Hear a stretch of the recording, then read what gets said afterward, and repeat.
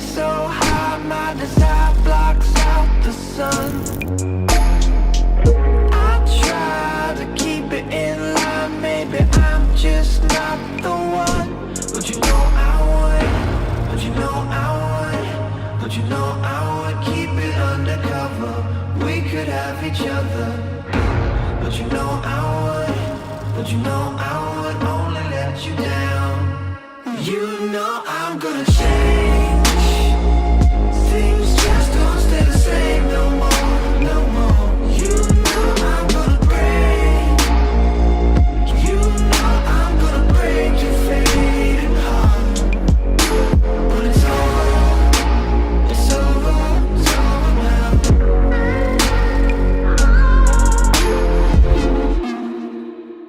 Boa noite a todos os nossos ouvintes, web espectadores. Me chamo Cristiane Medeiros, sou advogada e hoje iremos apresentar mais um episódio do nosso podcast jurídico, o mundo jurídico como você nunca viu. E estou pedindo mais uma vez para seguir nossas redes sociais, pod_legis jurídico, e se inscrever no canal do YouTube. Dr. Kennedy vai apresentar o nosso convidado de hoje. Boa noite a todos. Mais uma vez estamos aqui reunidos para trazer informação de qualidade, conforme o nosso compromisso com vocês. Hoje temos a grata satisfação de receber o Dr. Delano Câmara, conselheiro do Tribunal de Contas do Estado do Piauí, doutor em Ciências Jurídicas, mestre em Direito Constitucional. A presença dele aqui hoje é para nos ajudar a destrinchar e desvendar os assuntos da semana, assuntos atuais que interessam a todos. Doutor, seja bem-vindo. É um grande prazer tê-lo conosco. Muito obrigado, agradeço o convite e agradeço também aos ouvintes, né? Ouvir, ser ouvido, eu acho que é uma coisa importante hoje em dia, mas também faço aqui confidencio que esse é o meu primeiro podcast que eu faço. Geralmente a gente faz aulas, palestras ao vivo, mas esses mecanismos novos são realmente fantásticos. Eu acho que pode levar, não volta mais, veio com a pandemia, não volta mais e pode levar conhecimento mais fácil, mais rápido, mais ágil. Parabenizo logo de pronto a iniciativa de vocês, brilhante, fantástico. Muito obrigado. Vou chamá-lo de professor, porque na verdade o senhor é doutor, mas vou chamar de professor, que o nosso objetivo aqui hoje é ensinar, como sempre, ensinar, trazer informação. Eu acho que até uma forma mais carinhosa de tratamento também. Na verdade, as pessoas que me conhecem bem sabem que eu gosto de ser tratado muito mais de professor do que qualquer outro. Ótimo. Outra então, nomenclatura. Pronto.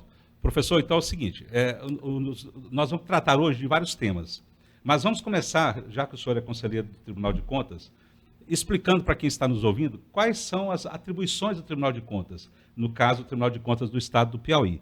E, paralelamente, provavelmente, essas atribuições serão as mesmas atribuições ou próximas das atribuições do Tribunal de Contas da União. Bem, na verdade, o disciplinamento constitucional traz a competência do Tribunal de Contas da União e todas as atribuições do Tribunal de Contas da União. E a mesma Carta Constitucional pegou e replicou essas mesmas atribuições aos tribunais de contas estaduais. Ou seja, na verdade, nós temos todas as atribuições que tem o TCU. A diferença é somente em relação ao jurisdicionado, enquanto o TCU tem sobre a fiscalização dele, sobre o controle, julgamento de contas de órgãos e pessoas a nível federal, o Tribunal de Contas do Estado, ele abrange exatamente os jurisdicionados estaduais e municipais. Isso é interessante salientar que o Tribunal de Contas do Estado, ele alcança os municípios aonde não existe Tribunal de Contas dos municípios, porque existem algumas exceções, são pouquíssimos, são pouquíssimos que ainda tem. Rio de Janeiro, São Paulo, até outro dia desse, Fortaleza ainda tinha um Tribunal de Contas de município, mas hoje não tem lá, só é um único Tribunal de Contas, a semelhança do Piauí, que fiscaliza as contas do Estado e de todos os municípios, com as mesmas atribuições que foram dadas ao TCU, de fiscalização, de registro de admissões, inclusive de fiscalizar qualquer recurso público, seja ele na mão de pessoas públicas ou privadas, físicas ou jurídicas. Isso é uma coisa interessante que até perguntaram, o TCU vai entrar nessa questão de quem depredou o patrimônio, de quem...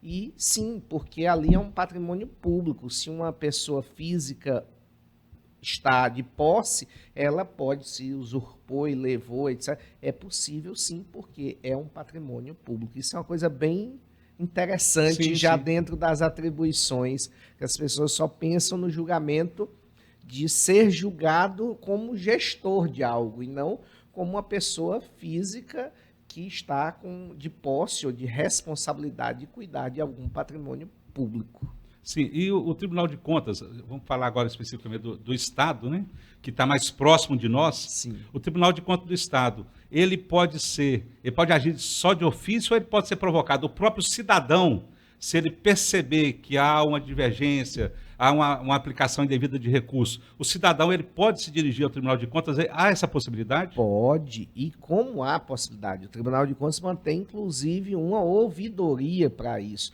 Nós, inclusive, somos vinculados à ouvidoria, eu sou vinculado à ouvidoria do Tribunal de Contas, e ela está sempre ouvindo a sociedade e, muitas vezes, até de forma sigilosa, as pessoas têm a possibilidade de, mantendo o sigilo, levar a informação ao tribunal via ouvidoria, que é um canal especializado para ouvir a sociedade. E aí o Tribunal de Contas age, e age sim de ofício, independente de provocação. Mas as denúncias são recebidas e são encaminhadas e muitas vezes ajudam a definir quais são as plataformas ou os momentos de agir e as opções de riscos, ou seja, o tribunal vai auditar município Y ou município J. Se existem muitas denúncias no município Y, há uma tendência de fortalecer a matriz de risco para que seja fiscalizado aquele município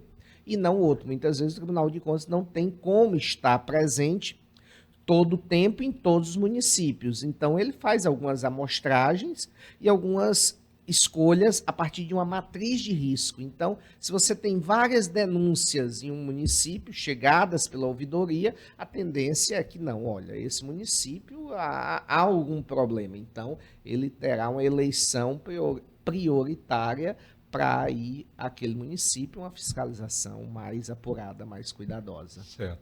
Porque hoje a gente vive num momento que as informações são muito fluidas, né? Sim. E muito acessíveis. Inclusive, Sim. a coisa pública deve ser sempre acessível. Sim. Inclusive, por isso foi criado o Portal da Transparência, onde o cidadão tem possibilidade de entender e de verificar as receitas e as despesas dos municípios, né?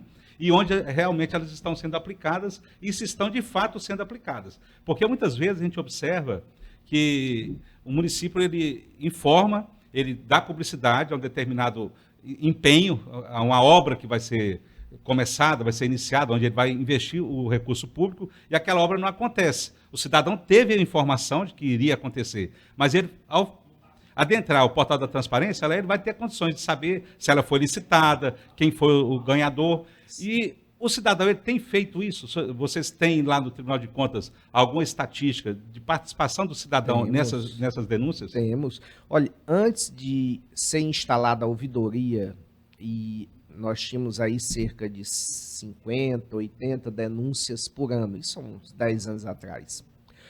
O tribunal promoveu, durante cerca de 5 ou 6 anos, seminários de controladores sociais, que iam nas cidades e estimulava, mostrava os canais, divulgava. E as pessoas, aproveitando já essa divulgação, muitas vezes no próprio evento começava já a se manifestar por uma ou por outra denúncia, e dezenas de coisas foram coibidas e foram fiscalizadas em função disso. E essa curva foi subindo a ponto de nós chegarmos a ter 2, 3 mil não com denúncias, porque a ouvidoria existe a denúncia formal, que é aquela que ganha foro de um processo, etc., e aquela que é uma informação, notícia, né? Que é trazida como uma informação, e o que o tribunal pega aquela informação e vai lá dar uma checada, e muitas vezes é uma informação extremamente realmente pertinente. E muitas vezes o tribunal, a partir dessa informação,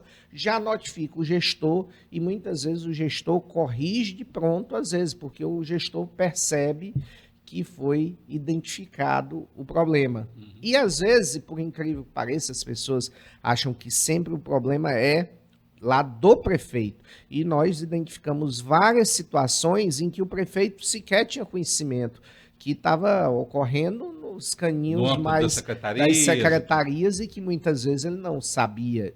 E, assim, a gente percebe que ele não sabia pela feição de, muitas vezes, quando chegava a fiscalização no município, e a cara, como? Onde?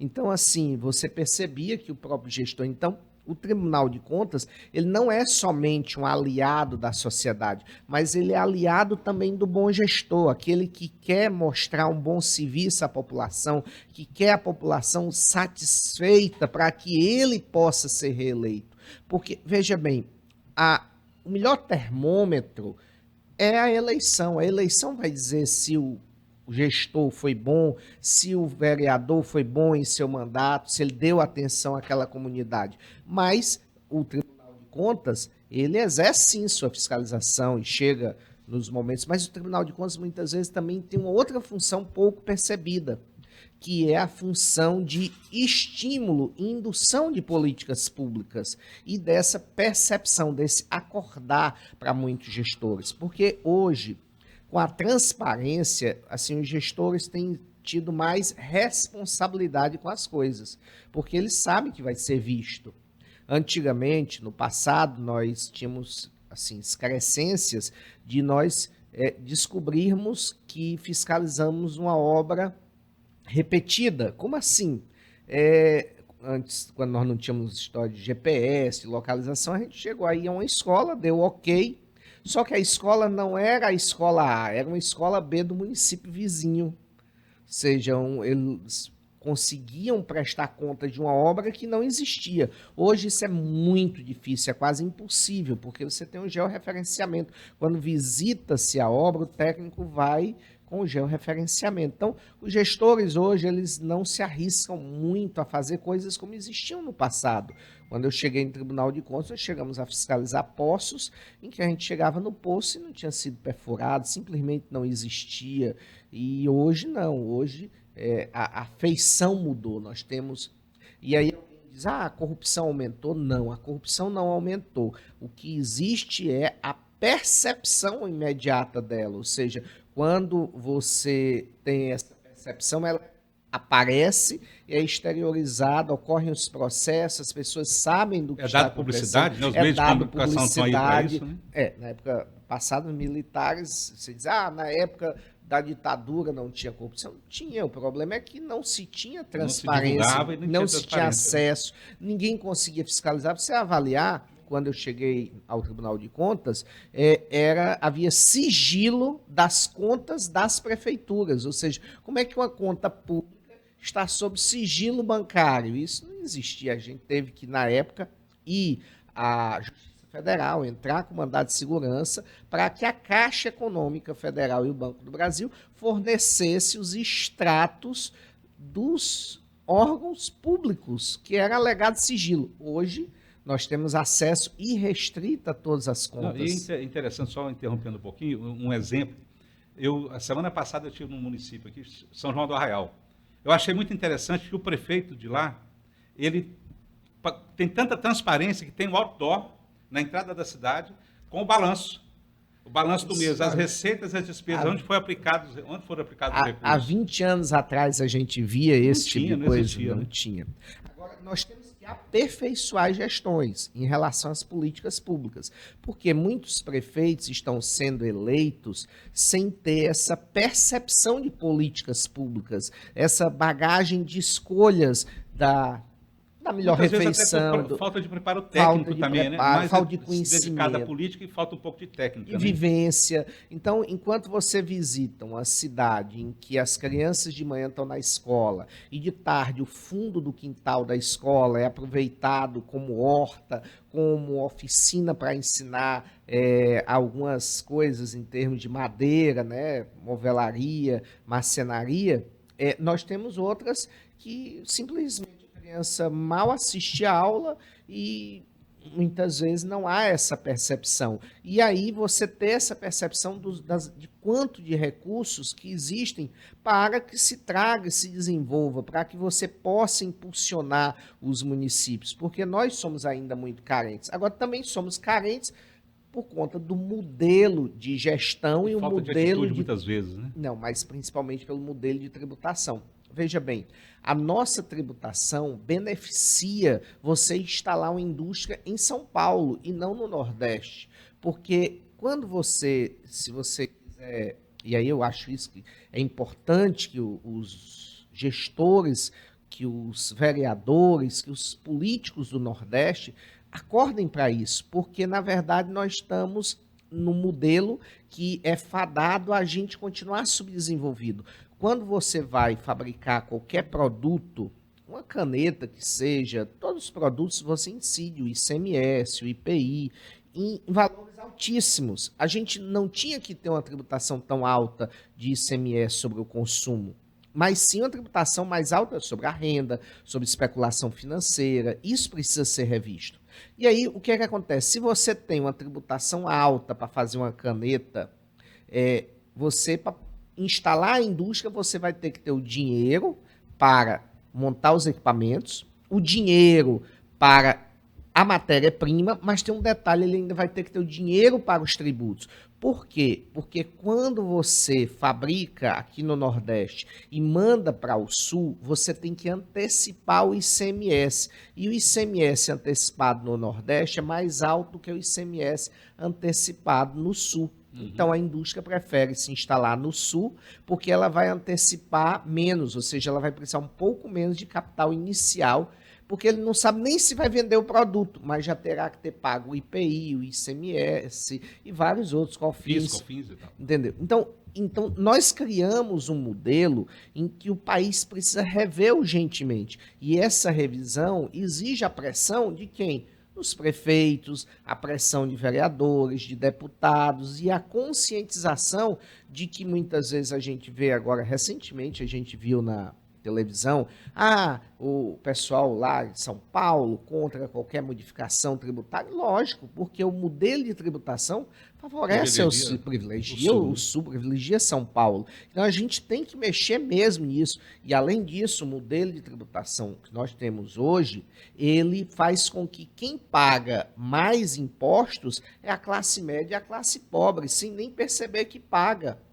É melhor você ser uma pessoa de classe média morando nos Estados Unidos ou na Europa do que no Brasil, porque lá você vai pagar bem menos tributos do que aqui. E vai ter retorno desses tributos muito melhores do que aqui. Enquanto que o muito rico, ele é bom ficar no Brasil. Porque, veja bem, na Europa, se você recebe dividendos, você paga imposto pelos dividendos recebidos, colocados no bolso.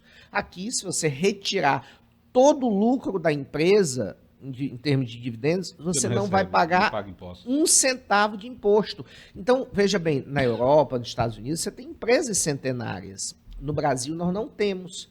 Por quê? Porque é vantajoso você tirar todo o dinheiro de dentro da empresa. Se você tributasse pesadamente os dividendos acima de determinados valores, eu acho que o dividendo recebido para manutenção de quem é proprietário, etc., ele realmente deve ser isento. Mas você retira 1 bilhão de dentro de uma empresa a título de dividendos. Para beneficiar uma pessoa física, né? Para uma pessoa física ficar com aquele dinheiro e, ao longo dos anos, a empresa não cresce, ela vai abrindo outras empresas, outras coisas em outros cantos, e você não tem, acaba que na primeira crise que a empresa der um problema, ela quebra, e não há uma preocupação de não quebrar a empresa, porque o dinheiro não ficou dentro da empresa, o dinheiro foi todo retirado da empresa por conta do nosso modelo de tributação. Enquanto a classe média, ela se ganhar R$1.000, pagou R$500 de imposto, porque ela consumiu o que ganhou, o cara que ganha R$1 milhão por mês, 10 milhões de reais por mês, ele não vai consumir os 10 milhões. Ou seja, ele muitas vezes tem o avião dele, que ele vai bem ali para exterior. Pra Miami, outro canto, e vai pagar uma tributação de 4, 5, 10% no máximo, e ainda nos dividendos ele não pagou nada. Ou seja, na prática, ele paga 10%, 15% de impostos. E aí alguém diz, a carga tributária brasileira é escorchante, é absurda. Na verdade, não é. A nossa carga tributária está compatível com os parâmetros internacionais da OCDE, que é uma média de 33%, 34%. O É problema... a forma que ela é cobrada, né? Não, o problema é que nenhum de nós aqui desta mesa e desta sala paga 30%. Se eu pagasse 30% de imposto, 35% de imposto, eu estava satisfeitíssimo.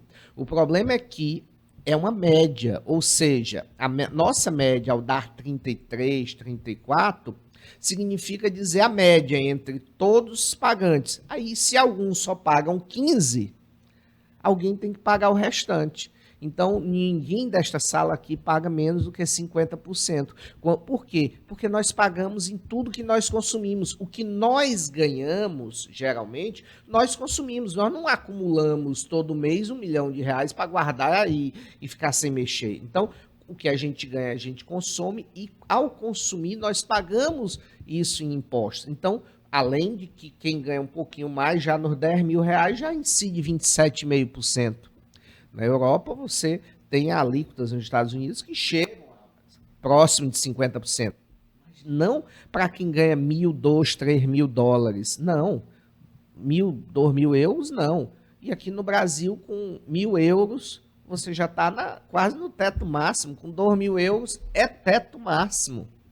27,5%. Então, a nossa percepção é que até $1.000 fosse isento, não pagasse imposto de renda. Mas, ao mesmo tempo, quem ganhasse R$1 milhão por mês, deveria ser uma alíquota de 35% ou 40%. Aí sim, você começava a balancear que os dividendos pagassem também nas mesmas alíquotas. Se a pessoa receber $1.000 de dividendos, isento. Mas se a pessoa receber $1 milhão de dividendos, agora qual é a alegativa? Não, mas já foi pago o imposto na empresa, mas na empresa não foi progressivo. A empresa, tanto se ela deu o lucro, tanto faz ela dar o lucro de 1.000 como de 1 milhão, o percentual é o mesmo. O que vai mudar é se a empresa não for lucro real e sim lucro presumido, ou se ela for optante do simples, que aí ela vai pagar o percentual mais alto do mundo de impostos. Isso é outra coisa que deve ser dito. Se você apura pelo lucro real, você consegue reduzir tua carga tributária. Ou seja,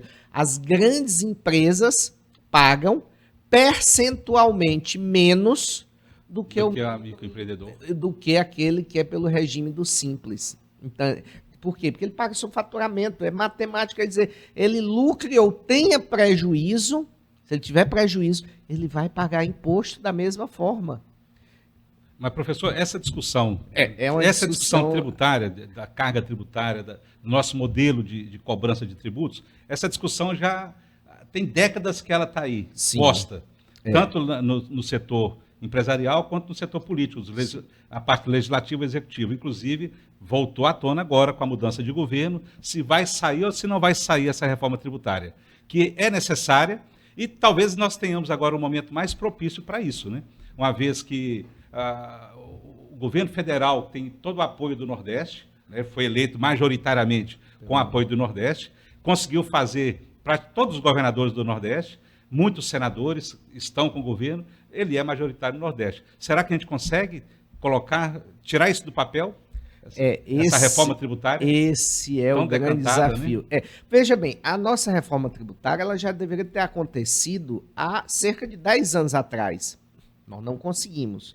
Pelo contrário, nós tiramos um tributo fantástico que existiu até 2006, 2007, que era a CPMF, porque ela pegava todo o mercado informal, ela pegava esse especulador, e aí ela caiu. E aí nós começamos a ter déficits fiscais. E aí a Dilma veio com a primeira pedalada, sem a autorização do Congresso, que acabou saindo.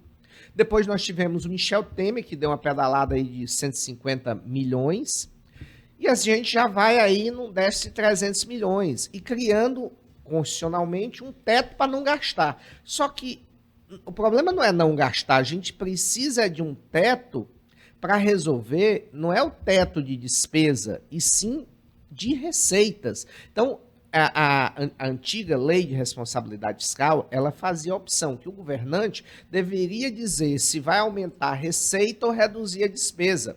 Essa opção existia e existe na lei de responsabilidade fiscal, que é a lei 101. Aí o que aconteceu? Como o governante que chegasse poderia optar entre reduzir a despesa ou fazer esta adequação na receita e cobrando, inclusive, de muitos segmentos que não pagam nada de imposto, um mercado informal inteiro e grandes especuladores que depositam As de manhã, renúncias de tarde, fiscais, etc. Não diria nem as renúncias, eu estou falando da ausência de tributação sobre segmentos novos da economia, porque não são alcançáveis pelo rastro, pelo radar do fisco. E esses segmentos, eles não pagam impostos, mas eles consomem. São pessoas que vão lá no posto de saúde, que têm filhos que vão na escola, que usam as estradas. E este grande segmento, ele não paga tributo atualmente. Então, a gente precisa de uma reforma tributária para alcançar. Ao invés de ter sido feito isso, e com medo, e este mercado e essas grandes forças, com medo de que passassem a pagar tributos, eles forçaram a dizer, não, o governo não pode aumentar a despesa, crie-se um teto de gasto. Mas num país de desigualdades gigantes, de uma reprimida demanda por saúde, educação, infraestrutura, portos, estradas, seria razoável, como dizia Celso Furtado, de forma alguma não seria razoável você criar uma política de cortar por completo despesas. Você, na verdade, pode gerenciar, reduzir desperdícios, mas com todos os desperdícios que a gente reduza, a nossa demanda reprimida é gigantesca, principalmente no Nordeste. Os municípios não se desenvolveram, mas se eles se desenvolverem, se Piripiri resolvesse instalar 2 indústrias, não teria capacidade energética para essas indústrias funcionarem. E assim você tem dificuldade, inclusive, de evacuar a produção. Se a gente tivesse produção, um porto no Piauí ou coisa assim, você não tinha como transferir toda essa produção via estrada. Então, nós precisamos de infraestrutura. O país precisa gastar, não é economizar. O país precisa fazer circular dinheiro e se tornar a grande potência. E precisa de receitas para isso. Agora, quem paga esta conta? A grande dificuldade é essa. E está sendo vendido para a população que ao se criar mais um tributo, está aumentando-se a carga tributária sobre a população. E isso é uma inverdade.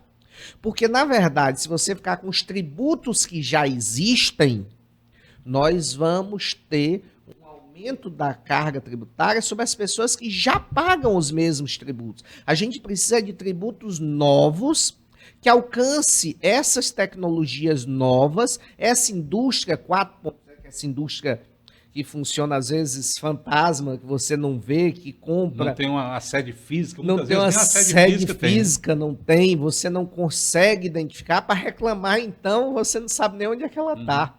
Elas são verdadeiras.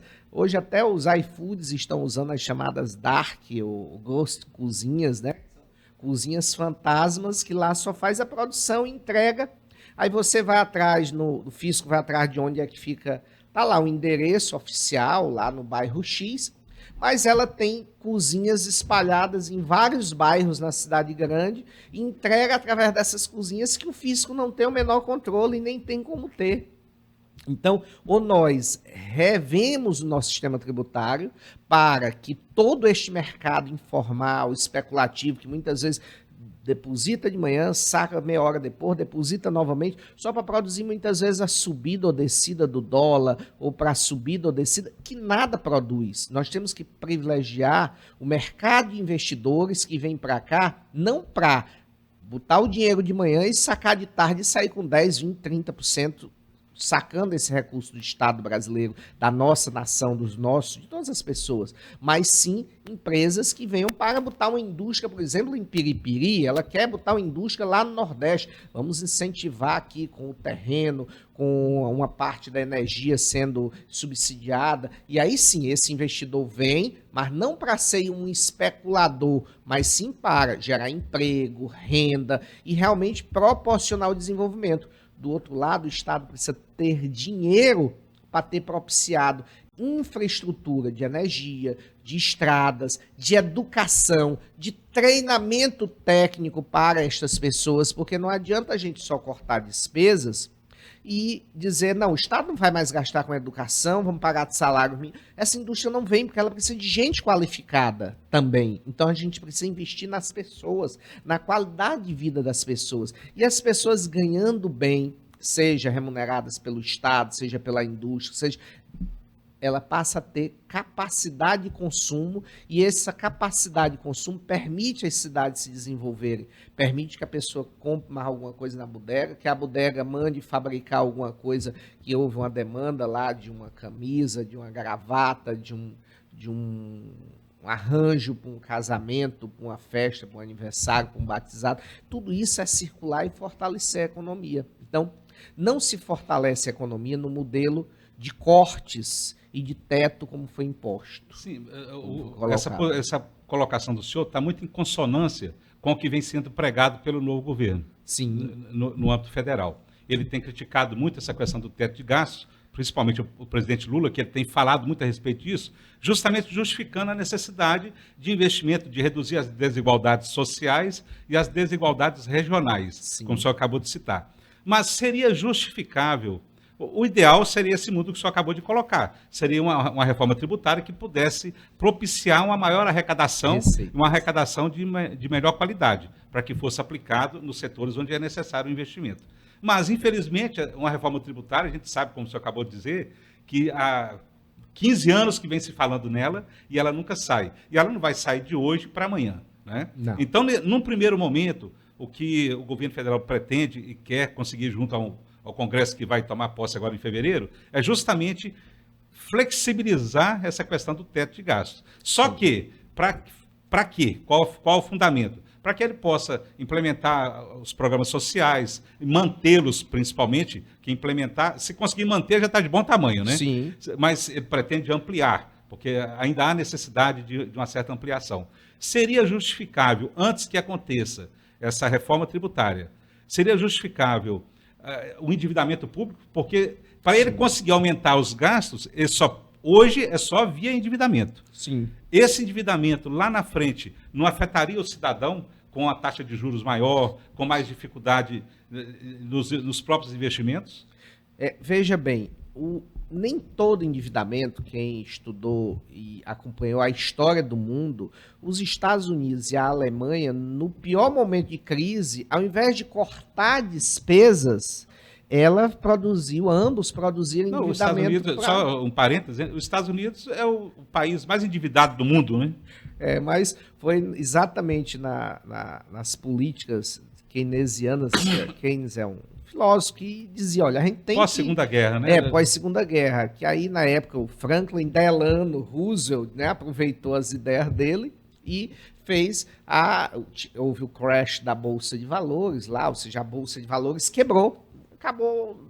E aí ele pegou e disse, não, a gente tem que se endividar para fazer crescer. Imagine nós que foi colocado através desses R$600 pelo governo Bolsonaro, algumas pessoas criticaram, mas os R$600 foi vital para a nossa economia, porque, veja bem... Principalmente durante a pandemia, Não estou falando durante a pandemia, eu estou falando agora, no pós-pandemia, já nesse que o objetivo, sim, teve um objetivo, você vê que foi um objetivo eleitoral, mas, acima de tudo, foi um objetivo econômico real e racional, porque ao colocar esses R$600 na economia, você fôlego, né? estimulou o consumo. Sem esse dinheiro, imagine nossa economia, se você tirar aí da economia, aqui no Piauí, menos 100 milhões de reais na economia. Será que existiria dinheiro para comprar nessas bodegas, nesses pequenos comerciantes que foram comprar no outro maior, que estimulou lá a venda da carne do cara que está lá com a indústria de cortar e embalar a carne, do cara que está bem aqui no interior, que vendeu o boi, a laranja, o tomate, enfim, o caju, a castanha. Então, esse dinheiro não teria para comprar essas coisas. Então, foi importante porque você tinha alguns produtos e você não tinha o dinheiro na mão da população. Entendeu? Então agora você também não pode injetar também o dinheiro, somente o dinheiro, sem ter o produto, porque se você tem que ter essa dosimetria. O endividamento público ele não pode ser para colocar gratuitamente o dinheiro na mão da população sem um lastro de produção, mas o endividamento que ele vem acompanhado de obras públicas, de obras de infraestrutura ou qualquer outra coisa que gere PIB, ele é um endividamento bom, porque ele não gera tanta inflação, faz a economia circular e ele gera um círculo virtuoso trazendo uma receita tributária. Veja bem, existem aqueles filósofos mais liberais e os filósofos da economia mais desenvolvimentista. Os liberais dizem, não, a gente vai enxugar tudo, economizar tudo. Só que isso a longo prazo, ele é danoso, porque você produz uma desigualdade gigantesca. Não, mas aí a pessoa com fome vai trabalhar, vai sem um emprego público, sem isso, sem aquilo, mas ele vai trabalhar e produzir. Cadê a pessoa que vai comprar o que ele produzir se não circulou o dinheiro? Aí você vai ter um grande empobrecimento. Aí é bom para quem vai aproveitar a mão de obra barata e mandar para o exterior. Para quem é exportador é ótimo, porque você paga a mão de obra barata no nosso país, ela não tem condições de comprar o produto que ele está produzindo, o café, o leite, a roupa, o que seja, e ele exporta. Então, para o exportador, uma política como aquela que vinha sendo desempenhada pelo governo anterior é fantástica, porque você mantém o dólar alto, a mão de obra extremamente barata, porque as pessoas passando fome se sujeitam a receber qualquer valor, então você consegue pagar só o salário mínimo. Se a economia está punjante, se ele tem recurso e ele quer um funcionário, ele não vai conseguir só com salário mínimo, ele vai ter que pagar 2, 3, 4 mil reais para ter lá o cara que vai pilotar a máquina, que vai pilotar. E aí você acaba trazendo uma qualidade de vida melhor para o cidadão. Então, nessa outro modelo, ele é ruim para o exportador, porque ele vai ter que pagar um valor mais alto. Mais o mercado interno, né? Aí ele vai ter que vender, não é o objetivo dele na exportação, porque aí o próprio dólar, ele entra em uma posição de mais equilíbrio, e aí ele não é um dólar alto que valorize a exportar, e sim o mercado interno. Então, são políticas e escolhas econômicas que a população acho que fez nesse momento aí. Muitos empresários, inclusive, se alinharam, penso eu, com as políticas do governo que foi eleito, porque eles visualizaram que eles vendem para dentro do país. Então, eles precisam de uma política de consumo para dentro do país, eles não são exportadores. Se ele é uma pessoa que constrói casas populares, que é dono de uma construtora, o que é melhor para ele? Uma política de manter o salário baixo, as remunerações baixas, só que ótimo para construir a casa, e depois para comprarem a casa, não terá. Então, ele percebeu que a gente precisa ter pessoas com capacidade de consumir, de comprar as coisas, né? E isso já vinha sido alertado há uns 2 anos atrás, em um dos relatórios, o TCU já havia alertado das escolhas. Mas são escolhas que quem faz é a população.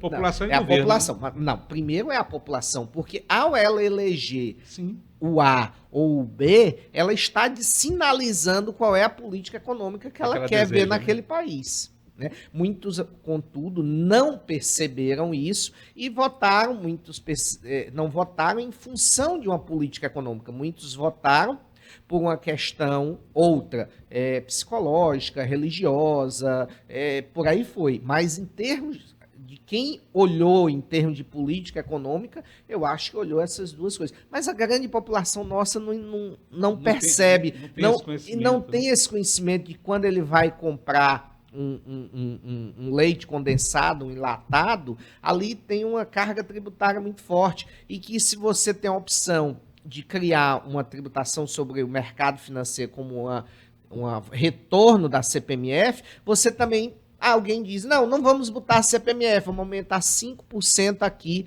no leite condensado, no IPI do leite condensado, no IPI da cerveja, no IPI, muito fácil, óbvio, mas veja bem, o especulador, ele está comprando uma quantidade gigante de leite condensado, não. Quem compra o leite condensado, a cerveja, etc., é a população. A CPMF no bolso da população é 0,3, ou seja, 30 para quem ganhou 100 reais, R$1.000, 30 reais. 30 reais. Mas veja bem, se ele consome a cerveja, 100 reais de cerveja por mês e aumentar 5%, já vai dar 50 reais. em Né? R$1.000 já dá Já vai dar 50 Ao reais. invés dos 30, vai dar 50. Vai dar 50. Então, na verdade, você está fazendo com que a população pague e não o grande especulador internacional que muitas vezes nem no Brasil mora. Ele mora lá, vem aqui só para especular e ganhar o dinheirinho dele, porque o nosso país é um paraíso para se vir ganhar dinheiro por parte de investidor estrangeiro, porque ele sabe o momento de entrar e o momento de sair. Ele faz orquestrado, ele pressiona ali o dólar subir, quando saiu ele sai, vendeu caro, aí cai, ele vai lá e compra barato de Aí novo. volta de novo, faz a mesma porque operação, ele né? tem uma montanha de dinheiro para poder fazer essa especulação. Agora, se você tem uma tributação de todas as vezes que ele fosse brincar de deixar um país a ver navios ou um país confortável, e ele fica com essa brincadeira, vou lá, boto 10 bilhões, não, de tarde aqui eu vou tirar 10 bilhões. Ele tem um volume de dinheiro com capacidade de alterar a situação, o equilíbrio da moeda, o equilíbrio da bolsa, então ele tem essa capacidade. Se você passa a tributar isso daí, e pode não dar certo, ele às vezes dá certo a especulação, mas às vezes não dá. Mas se você tiver uma tributação de quando ele bota de manhã, tira 2 horas depois, bota de novo, tira e durante um dia, ele bota e tira 10 vezes, se cada vez ele pagasse 0,3, como tinha na época da CPMF, que os nossos ataques especulativos, na época do Fernando Henrique, do Lula, quando nós tínhamos a CPMF, deixava o Estado mais forte. Ou seja, com mais dinheiro para gastar em educação, saúde. Então, eu defendo sim o retorno de uma tributação que seja sobre mercado especulativo.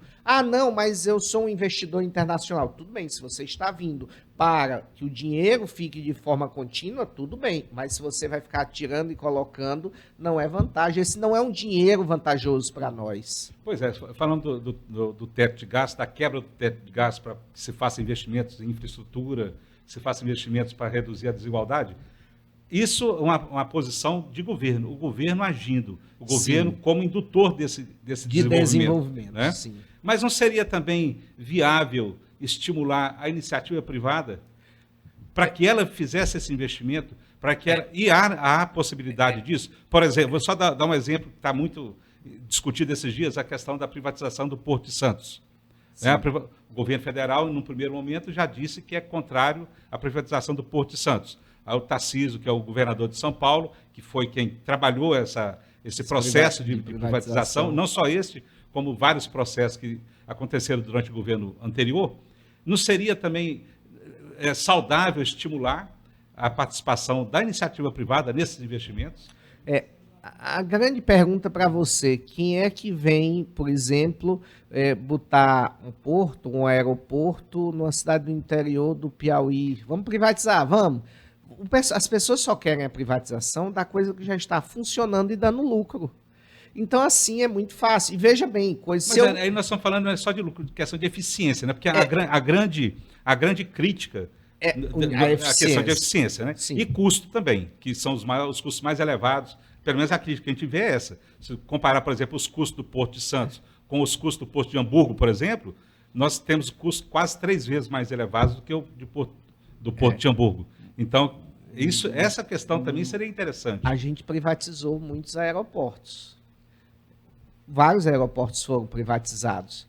Houve alguma redução para o consumidor ou algum sobressalto de ganho de eficiência? Porque, veja bem, o nosso problema no nosso país, eu acho que a gente tem que privatizar porque a gente tem que fazer o dinheiro, pega esse dinheiro e coloca em outro canto. Acho que deve ser privatizado. Não só privatizar, a parceria. Mas algumas coisas, eu não sei até que ponto é interessante privatizar, porque são coisas que muitas vezes é estratégico. Será que a gente pode simplesmente manter a tarifa que a empresa, por exemplo, nós temos o caso da gasolina, Petrobras ainda é estatal, mas é praticamente privada. E aí é muito fácil eu dizer, olha, eu vou aumentar o preço da gasolina para mais tanto, para mais tanto, para mais tanto, sem eu ter uma concorrência. Então eu acho que a gente não é caso de privatizar, é caso de quebrar monopólios, de abrir áreas, ali no Porto de Santos, abre uma área para que uma outra empresa queira colocar, instalar um terminal privado, mas com investimento todo dela, com modelo de eficiência. Porque, veja bem, a privatização muitas vezes não baixa o custo, porque o modelo feito muitas vezes é um modelo caro, e eu digo isso por já ter visitado outros aeroportos, visitado outros portos, e às vezes a gente construiu modelos caros, modelos que mesmo privatizados será caro para a iniciativa privada. Mas a operação deles, por conta da sistemática, equipamento, posicionamento deles e por aí vai. Mas, mesmo privatizado, ele vai ser caro. Só que a empresa, ela quer, por quê?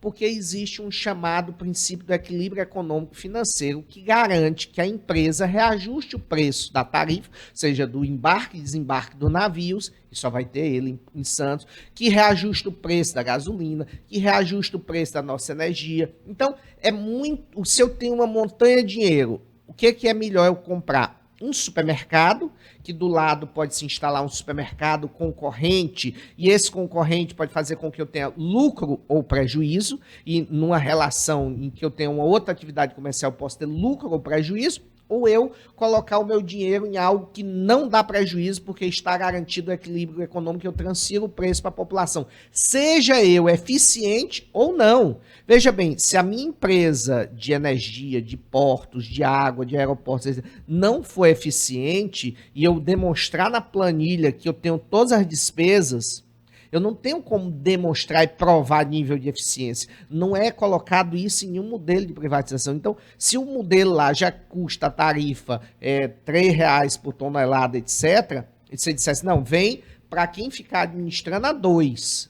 Mas não é isso. É você, na verdade, garante o lucro. Então, a Petrobras, se ela começa a não ter dificuldade, ter prejuízo, no passado, na época da Dilma, não, ela disse, olha, a gasolina só fica em tanto. Vai quebrar a Petrobras, os investidores não tiveram dividendos, mas foi garantido o interesse da população por uma gasolina mais baixa. A nossa gasolina, se não fosse a retirada da tributação, estava em R$10, ou seja, quem abriu e quem reduziu foi o Estado nos tributos em relação à gasolina, não foi a Petrobras. A Petrobras foi a empresa mais lucrativa do mundo.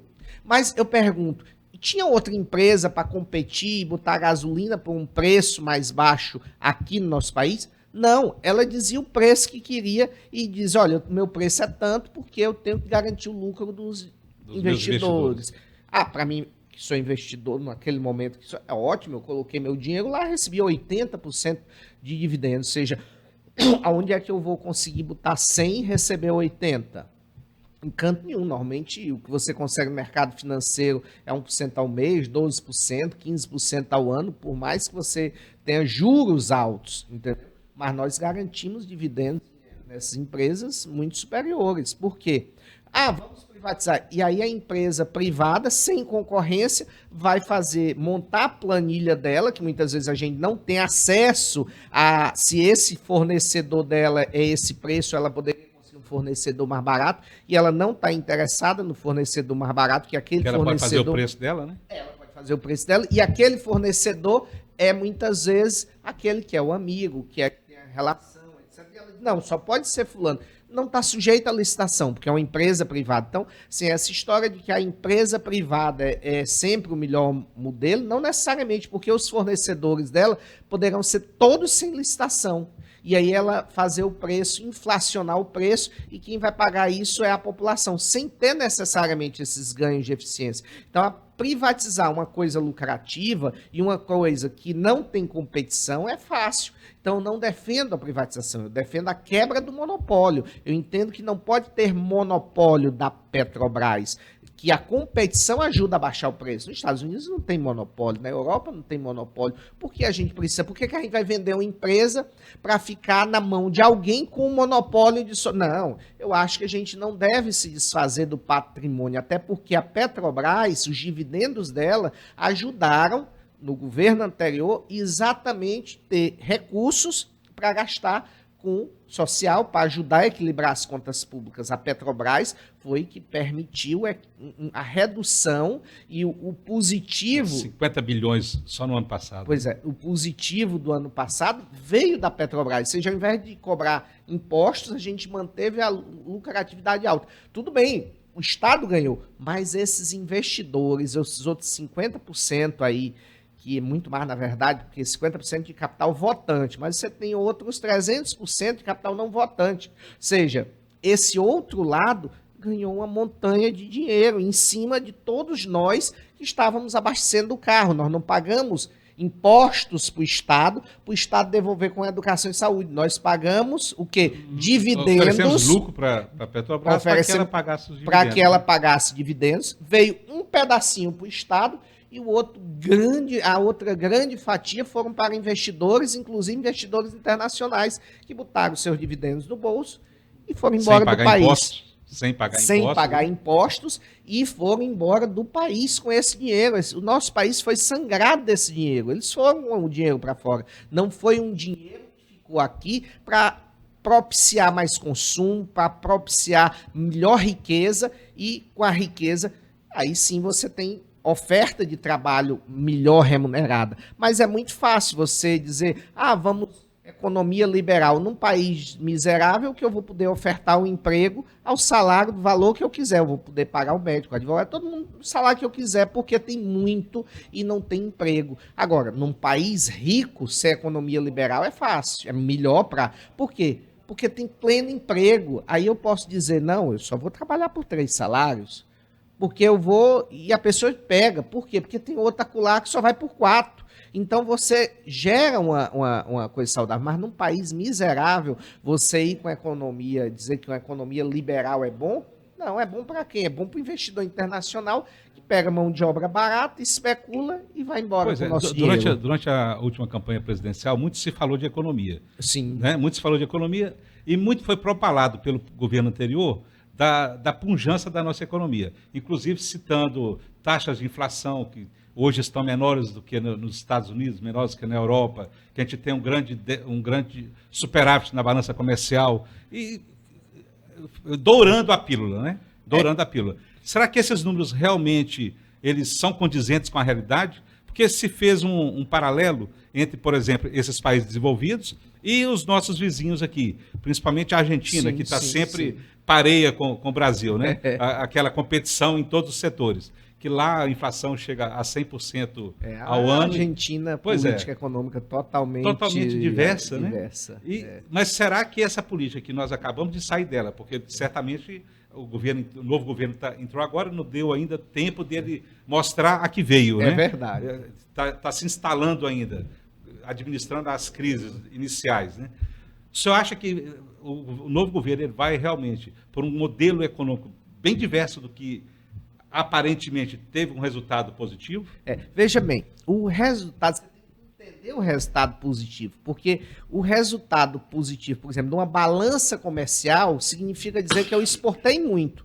Se eu fiz uma política econômica para as pessoas não terem renda e não consumirem aqui, vai sobrar mais para eu exportar. Se eu coloco o dólar alto, é vantajoso para a pessoa que produziu o arroz, o trigo, o produto que foi produzido aqui, ao invés de ser vendido aqui, suprir a fome daqui, ele ser exportado. Com isso, eu produzo uma balança comercial muito favorável, porque as pessoas não têm capacidade de consumir. Eu não vou importar produtos, porque as pessoas não têm capacidade de consumir. As pessoas estão consumindo tecnologia, principalmente que o nosso país, a gente é um celeiro agrícola. A indústria foi menosprezada durante 30 anos.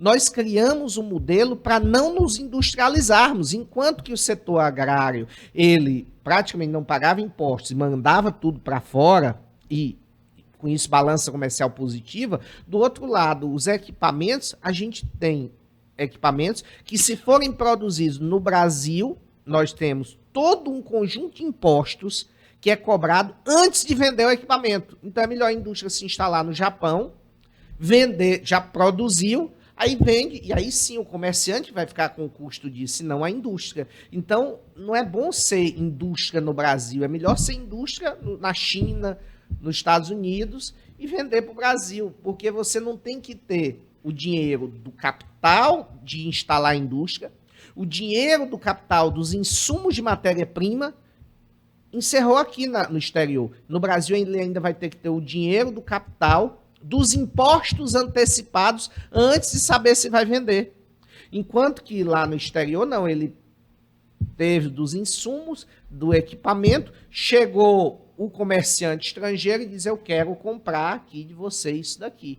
E ele compra e leva, e a responsabilidade dos impostos vai ficar com esse. Então, ser indústria no exterior ficou mais vantajoso, ser indústria na China, principalmente, que é onde a carga tributária é uma das mais baixas. Eu fiz um E a levantamento. mão de obra também, né? É o objeto da minha tese. Às vezes o pessoal diz, a China é um país comunista. Nada disso, a China é o país mais capitalista que eu já vi. Visitei e percebi isso.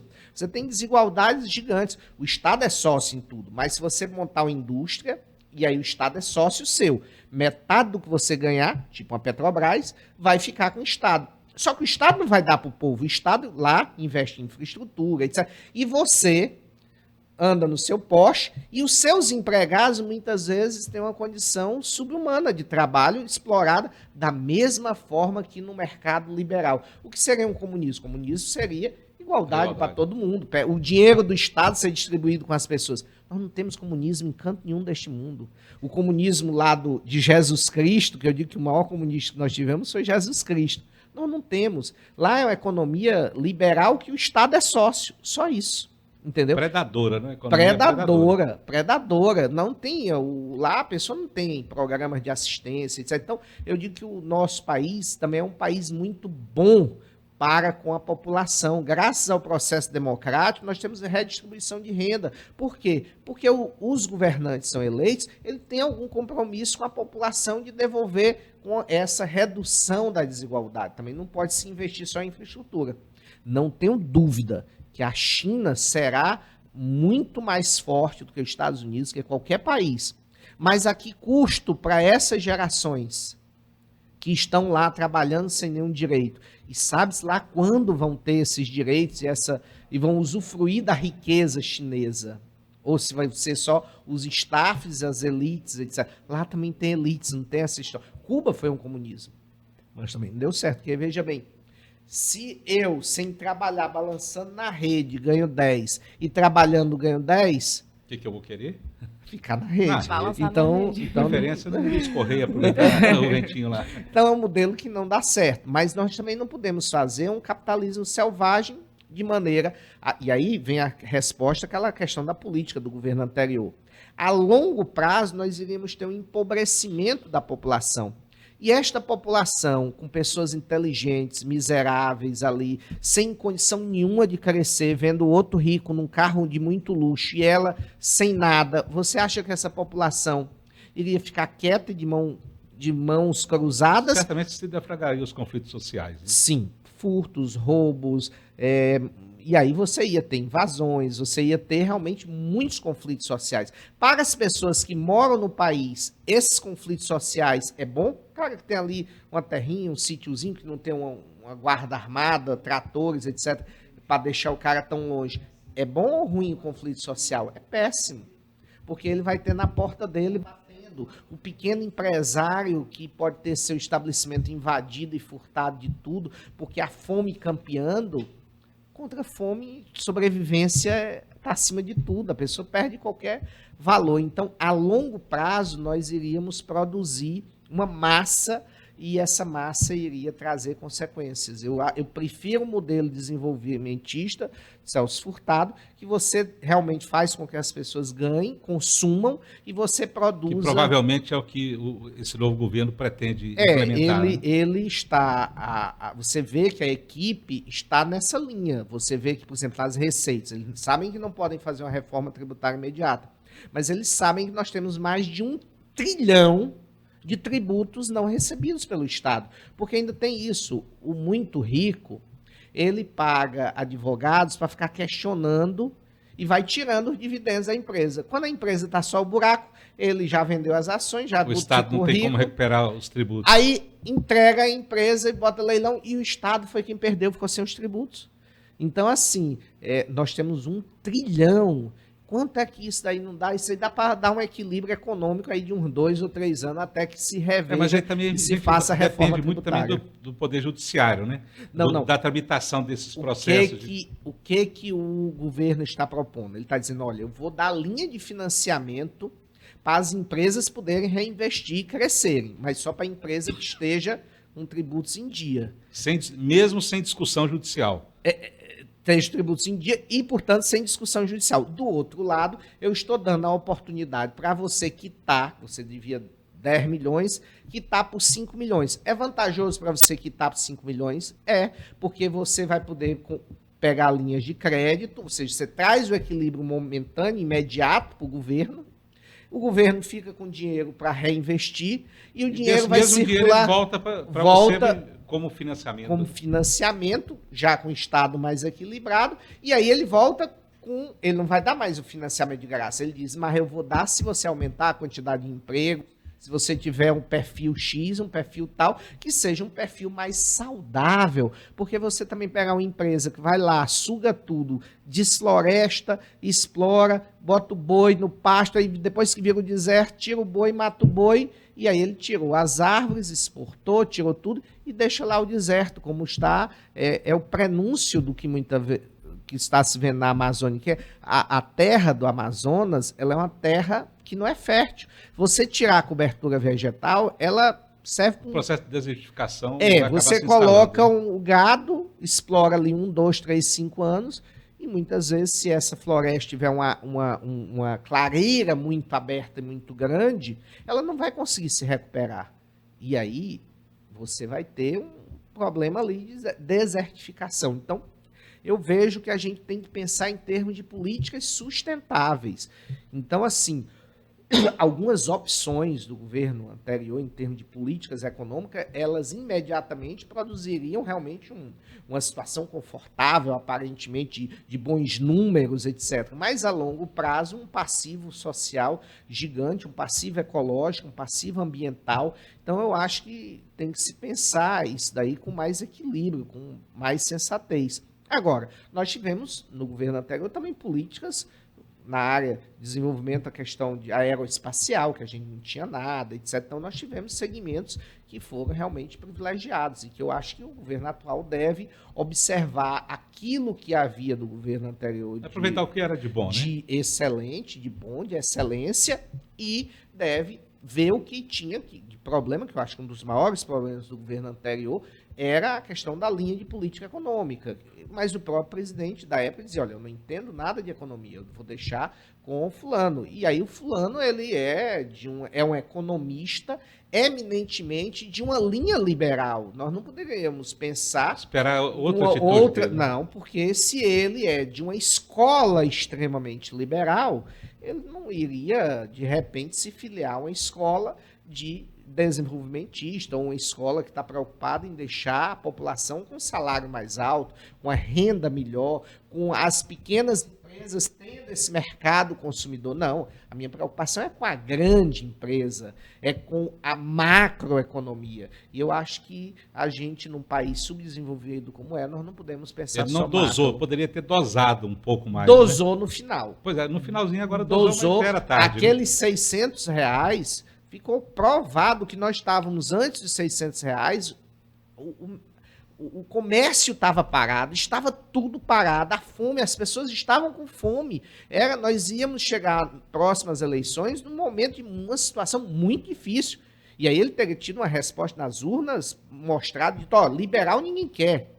Mas o que foi feito? Foi feito políticas no final, que não eram políticas de economia de uma linha liberal, foi de uma linha mais mais equilibrada, mais de centro. Ele colocou recurso aqui, recurso acolá, deu os R$600, que, na verdade, esses R$600 é só um imposto negativo, né? A população vê como algo, o governo está sendo muito bondoso comigo, essa bolsa. Não, eu acho que todas as pessoas do Brasil deveriam receber de volta R$ 600, porque seria uma forma de equilibrar a nossa tributação, porque quem ganha R$ 1.500 pagou de imposto o equivalente a mais ou menos isso, R$ 600, R$ 700. Quer dizer, ela pagou, quem ganha 1.000 pagou 500 de imposto, enquanto quem ganha 1 milhão não pagou 50% de imposto. Então, isso aí seria somente uma restituição para reduzir essa desigualdade social. Que a nossa desigualdade é principalmente também em termos de impostos, porque se eu sou um esmolé que consigo numa rua ali, a custo de esmolas, e consigo juntar R$ 100 em moedinhas, quando eu for consumir e gastar os R$ 100, metade será imposto. Então, o que acontece? Se eu morar nos Estados Unidos e ganhar em moedinhas $100, eu só vou pagar 5, 7, 8% de imposto, ou seja, eu vou ficar com 90% do dinheiro. No nosso país, esse mesmo sujeito que angariou R$ 100 de moedinhas, ele só vai ficar com 50, porque os outros 50 foram impostos para bancar o Estado. Ah, o governo quer criar mais impostos, mas os mais impostos que o governo está propondo criar, que propôs no passado e que teve na época do Fernando Henrique, que era o caso do CPMF, não alcançava esse da moedinha, alcançava aquele que tem conta bancária, que saca de manhã, deposita, saca, deposita. O trabalhador, ele só saca uma vez. Ele recebe no dia, no outro dia não tem mais já nada. Gastou, já gastou. Entregou tudo, ele não tem essa história de ficar depositando, recebendo. Então, assim, a gente tem que separar o joio do trigo. Então, é melhor ser aquele que recebe a moedinha no sinal lá nos Estados Unidos do que no Brasil, porque ele vai chegar no supermercado e por isso que nos Estados Unidos o produto no supermercado é mais barato, mas em dólar a mão de obra é mais cara. Como é que é mais barato que daqui? Simples, pelos impostos. Mercado consumidor mais pujante. Não, principalmente pelos impostos. Porque nos Estados Unidos o imposto principal não é sobre o consumo, é sobre a renda.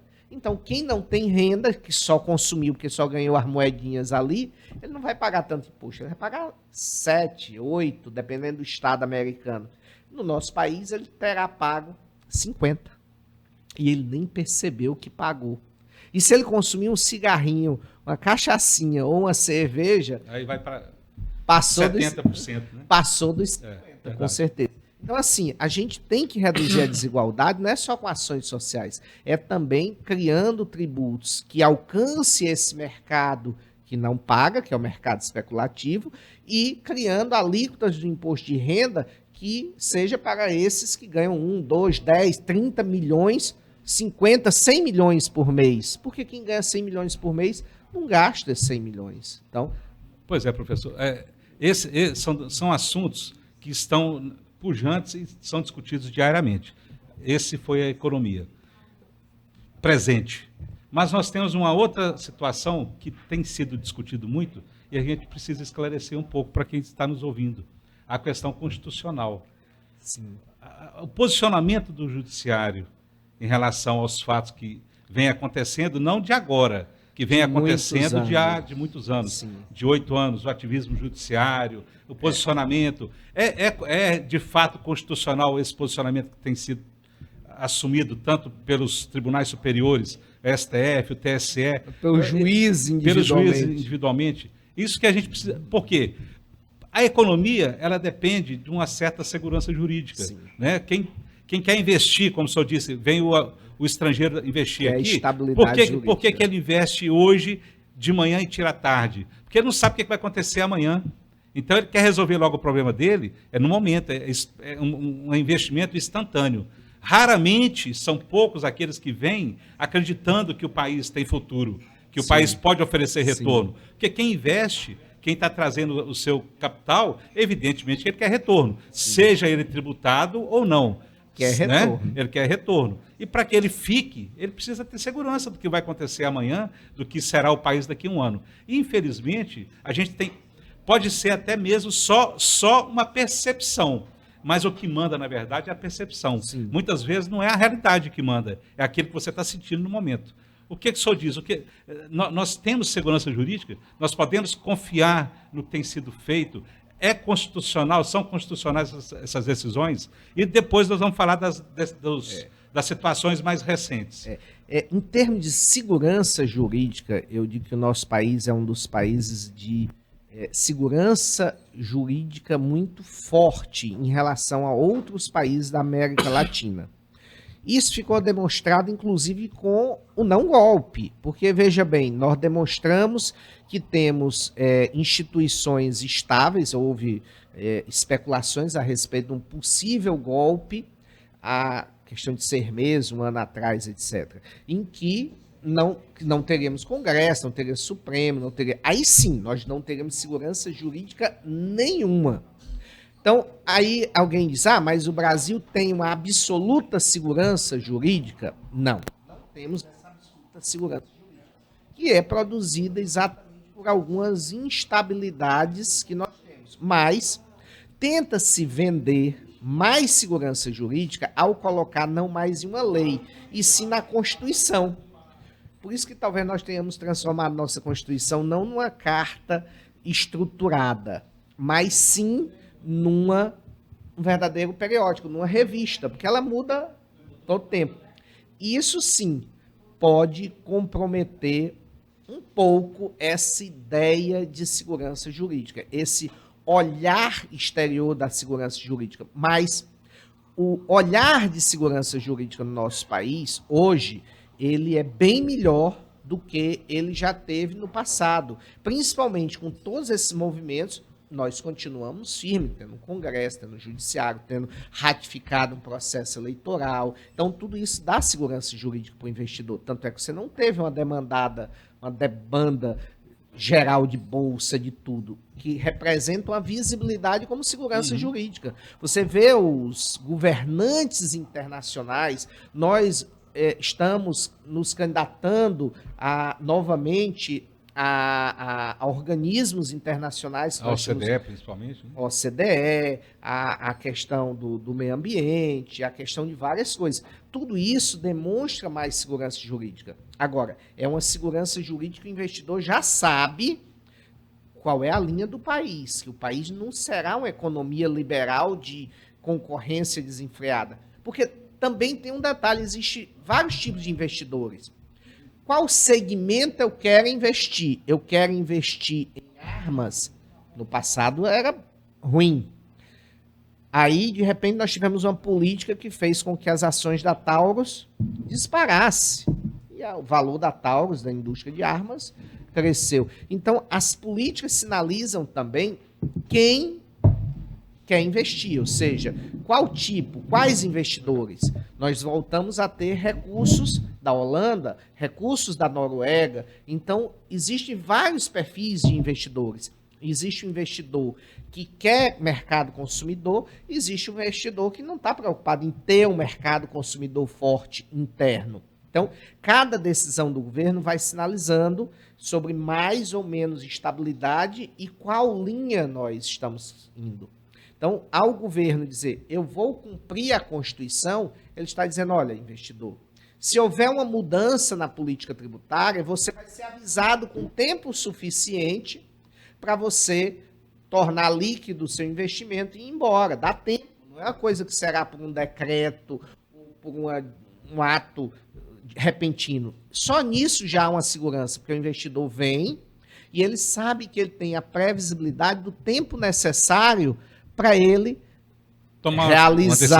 realizar o seu dinheiro, tomar a decisão e ir embora com o dinheiro. Ou se adaptar àquela nova situação, né? Se adaptar, porque mesmo tributando, nós ainda somos um celeiro de riqueza e de bom investimento, de possibilidades. Se a gente começar a ser um país rico e forte e que tenha mercado consumidor de veículos, eu vou instalar uma indústria de veículos. Se eu olho e faço uma análise, olha, o mercado brasileiro produz 1.000 veículos por mês, mas eu estou vendo aqui que vai haver um empobrecimento da população e eu não vou ter como vender. A minha indústria produz 500 veículos, a outra 200, a outra 200, mas eu produzo 500 veículos. Eu vou ter um empobrecimento de longo prazo. Eu não vou ficar neste país porque eu não vou conseguir vender o meu veículo. Então, o que é que eu vou fazer? Eu vou instalar a minha indústria de veículos em outro canto. O mundo todo está passando por empobrecimento. Então, está na hora da gente fechar indústrias de veículo e ficar com o capital especulando. Foi isso que aconteceu no Brasil. Nós tivemos uma indústria de veículos que fez a conta e disse, olha, Não compensa, né? não compensa, não vai ter quem compre os veículos com o empobrecimento da população. A classe média não vai ter a classe média no mesmo tamanho que era antes. Se haverá um encolhimento da classe média, eu não vou ter como vender veículo. É melhor eu me retirar desse país. Então, o investidor industrial, ele vai dizer, eu não quero ficar nesse país. Se é um país que está expandindo o consumo e eu tenho uma indústria, para eu produzir longe, ter o frete, ter isso, entrar, vai levar mais tempo. É melhor eu ter uma indústria lá. Então, depende da política. Por outro lado, se a minha política era de simplesmente especular, o que eu vou fazer? Epa, ele vai botar uma tributação sobre especulação. Não, eu vou embora. E aí nós vamos ter uma pancada que esse mercado especulativo, queira ou não queira, faz o dinheiro estar circulando. E aí você tem um encolhimento disso no primeiro momento. Mas a longo prazo você passa a ter recursos que não vão embora num espirro ou num bater de mesa. E até porque no governo passado, você batia na mesa, a bolsa subia, descia dólar, etc. Nós tivemos vários pronunciamentos em que o presidente ia, se pronunciava e a bolsa caiu, o dólar subia, etc. Então, assim, eu acho que também tem que ter mais responsabilidade. O governante, o gestor, ou quem estiver como ministro, tem que ter cuidado com as suas falas, porque ele produz a percepção. E hoje o mercado, ele é percepção, ele é neuroeconômico, coisa que os economistas mais clássicos não percebem. Eu até publiquei um artigo que é neuroeconomia. É aquele fuxico, a moda. Todo mundo quer comprar uma coisa, aquele objeto, de repente ele não vale nada, todo mundo quer, o preço sobe, todo mundo quer o abadá do conjunto lá, tal, etc. Daqui a pouco está lá o cambista vendendo mais caro, porque virou a moda. Então, hoje, o mercado ele é muito mais neuroeconômico, ou seja, de economia comportamental, e que você faz muitas vezes uma manada quebrar aquele crash, a quebra lá nos Estados Unidos do mercado imobiliário, foi um efeito de manada, neuroeconômico. O pessoal diz, não vai acontecer ali, aí todo mundo correu. Então, essa percepção é importante, porque se o governo faz uma percepção de insegurança jurídica, realmente o pessoal corre e às vezes não tem a insegurança, mas pela simples percepção, o mercado reage. E aí reage neurologicamente, psicologicamente, comportamentalmente.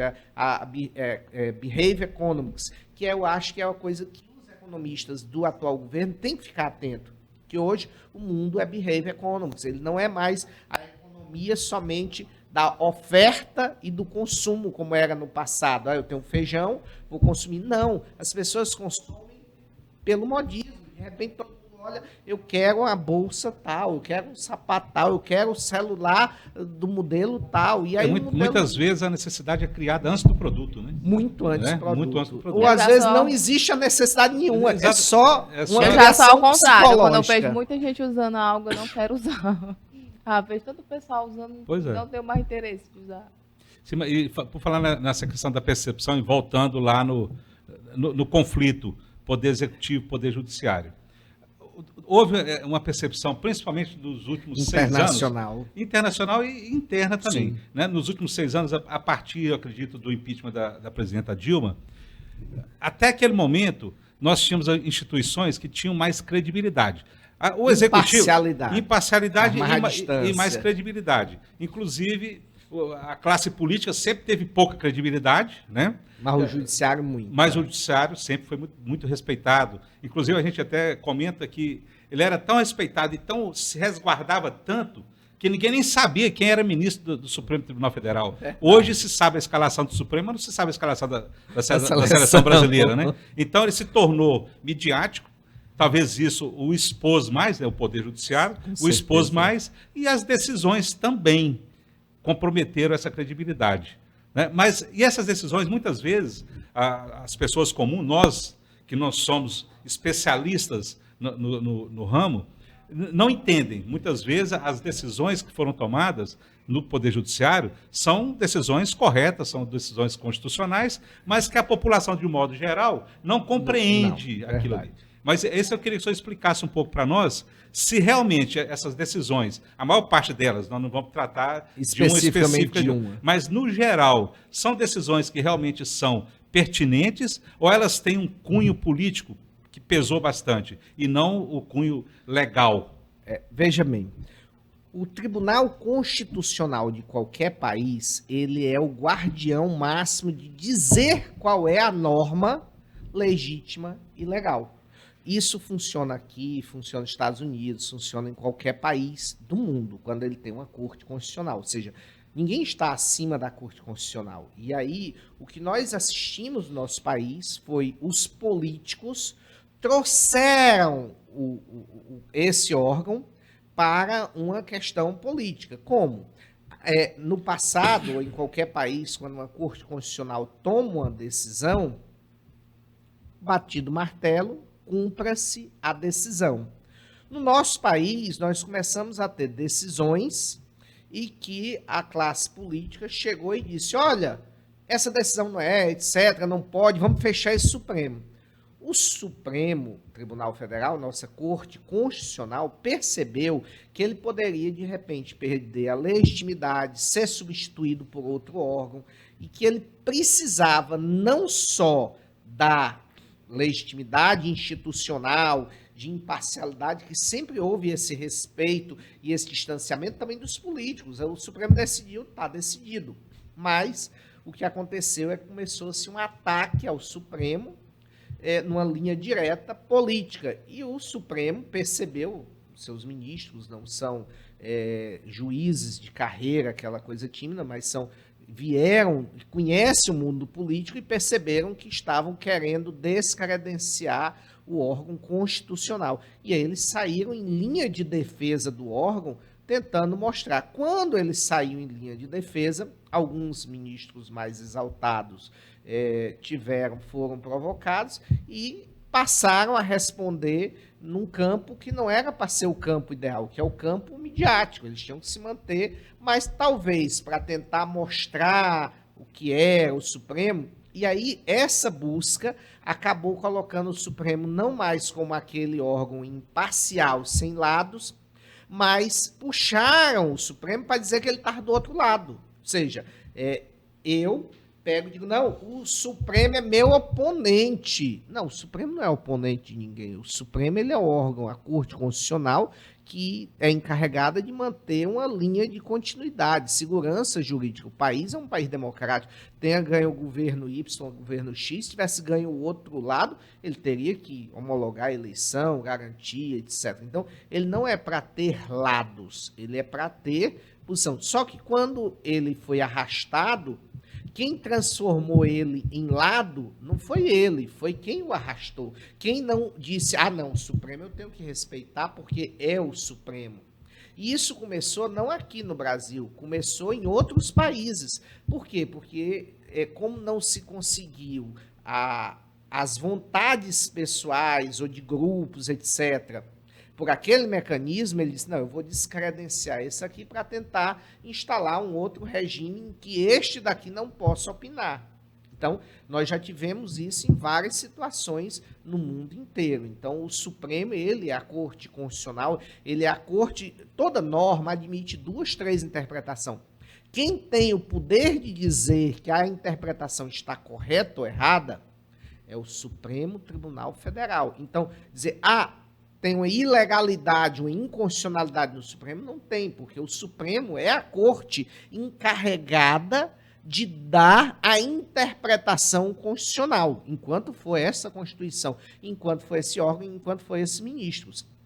O ministro tal não teve a devida conduta, etc. É possível o impeachment de um ministro? É possível a retirada de um ministro. Só que ele vai para casa com todos os direitos, garantias, porque ele tem a vitaliciedade. É possível mandar para casa? É possível, porque ele exorbitou nisso, exorbitou daquilo. Mas como Corte Constitucional, continua ela sendo a Corte Constitucional. Cabe a ela a interpretação jurídica. E em alguns momentos, para equilibrar determinadas situações, essas cortes constitucionais podem fazer algum ativismo, mas não midiático. Realmente, nisso, a minha percepção é que nisso há um equívoco de alguns ministros, mas eu não sei até que ponto é o ministro ou é a própria mídia que trouxe, trazendo retalhos, porque o ministro também não pode se isentar de, ao ser entrevistado, explicar a situação.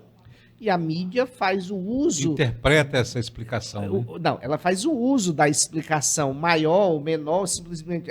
foi isso que o ministro disse, está certo, etc. Então a própria mídia começou a colocar em xeque algo que até contribuiu para essa percepção de não estabilidade, porque por mais que o Supremo, por mais que o Legislativo mude alguma norma, mas você saber que existe uma regra do jogo, que vai ter uma tramitação, que vai ter um órgão que já tem decisões alinhadas numa linha, que chega um ministro, mas tem outros 10 ali que vão manter a linha, que você não muda a linha do Supremo da noite para o dia, você muda se tiver um empate ali 5-5, aí o investidor já olha, as decisões lá nesse assunto é 5-5, vamos ficar atentos. Mas se é um 9-1, o investidor não, né? Está estável sobre esse assunto, o Supremo já se manifestou. Mas no momento em que eu digo que a palavra do Supremo não vale nada e que existe o risco de eu fechar o Supremo, eu estou à mercê de um governante só de plantão e não de um sistema posto. Então, queira ou não queira, mesmo com os ataques midiáticos, com toda a situação, a percepção do real investidor internacional, que é aquele que tem uma equipe de advogados, que ele não vai só pela questão midiática, ele vai analisar os processos, as decisões, tecnicamente. Né? Nós somos movidos, os pequenos são movidos pela questão mediática. Mas os grandes não são. Eles vão lá e analisam, opa, peraí, se eu fechar esse Supremo, fechar esse Congresso, estiver na mão dessa pessoa aqui, se esta única pessoa, que é o problema das ditaduras, seja de esquerda, de direita no mundo, e geralmente é onde menos se tem confiabilidade, é onde se tem esse tipo de regime, epa, mas aqui se eu for, tem o risco de repente, o cara olhar para o outro lado e mudar tudo, e eu posso perder um decreto de amanhecer rico e de manhã amanhecer pobre, né? Então você não tem tanta segurança jurídica. A China, que é um país que é movido a mão de ferro, você vê várias indústrias foram para lá. Porque lá tem algumas regras e alguns limites. O cara não pode também mudar do dia para a noite. Já na África tem governantes, tanto de direita quanto de esquerda, que de manhã ele acorda, quero fazer isso, quero... Ao seu bel prazer. Né? Expropriar a indústria tal. Nós não temos expropriação aqui. Nós vamos ter uma desapropriação, vai ser indenizada, tem todo um processo de defesa, não é assim que dá tempo ao investidor. Então, nosso país é um grande país com grande segurança jurídica. Segurança essa que permite tanto aos bons, como inclusive aos ruins, de não serem também, às vezes, molestados ali se ele estiver dentro de certos parâmetros. Então, se ele estiver atendendo à legalidade, né? Então, agora, se você foge aos parâmetros e num desconhecimento total, por exemplo, nosso país, em qualquer país do mundo, por exemplo, um ato de terrorismo é melhor, é mais fácil você assaltar um banco, eu brinco muito, é melhor assaltar um banco, matar um, do que um ato de terrorismo, porque o ato de terrorismo, ele é punido nacional e internacionalmente pelos tribunais. Agora, resta saber, foi ou não foi? Então, assim, e aí as pessoas, às vezes, por desconhecimento, no embalo, etc., praticam atos sem perceber a gravidade do ato, porque acham que aquilo ali é um mero vandalismo, E aí vem um Supremo e diz, não, nós somos um país estável, nós não podemos pensar em um desequilíbrio. Agora, se vocês querem um outro regime, ou mudar isso, mudar aquilo... Tem esse processo eleitoral, daqui a 2 anos tem nessa prefeitura, daqui a 4 novamente para presidente. Eu quero uma política econômica mas quero uma política de não religiosidade, porque, veja bem, muitas pessoas não foram pela questão da política econômica, muitas pessoas foram pela ojeriza a um determinado partido, muitas pessoas foram pela paixão religiosa, porque a minha igreja prefere A ou prefere B, não por convicções próprias suas, né? Então, acho que isso daí, e aí é onde entra também os tribunais de contas, mostrando os números, mostrando as políticas econômicas e comparando as políticas públicas, seja o que isso beneficiou a população, o que não, onde estava, onde não estava.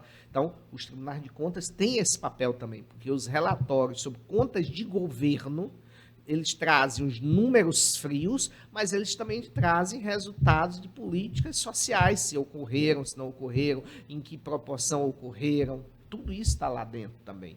Então, isso é interessante. E, em relação às instituições, as instituições são a maior garantia que o cidadão pode ter. Por quê?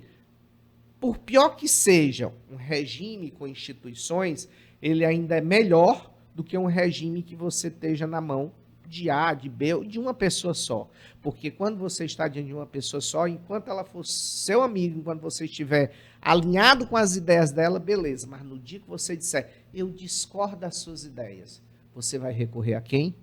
Não existe mais o judiciário, não existe mais o legislativo, só existe um único, aquele governante, a lei, o poder, etc. E aí, como é que fica? Então, por mais que alguém questione o Supremo, alguém traga ele para essa mediaticidade de tentar botar o Supremo como não, ele ainda é o melhor sistema de garantias para todos os cidadãos. Mesmo discordando, eu discordo de várias, e olha que eu pessoalmente discordo de várias decisões do Supremo, mas eu digo, acho que o Supremo interpretou isso discordando da doutrina, discordando, mas ele é a Corte Constitucional, eu não tenho como questionar. O que eu posso esperar é que os próximos ministros, e aí você vai mudando lentamente. Por isso que você tem... E aquela questão que o senhor falou, é possível fazer um impeachment do ministro do Supremo, né? Possível. Tem o caminho, ele está previsto na legislação. Se chegar um ponto de que seja necessário fazer, que se faça, né?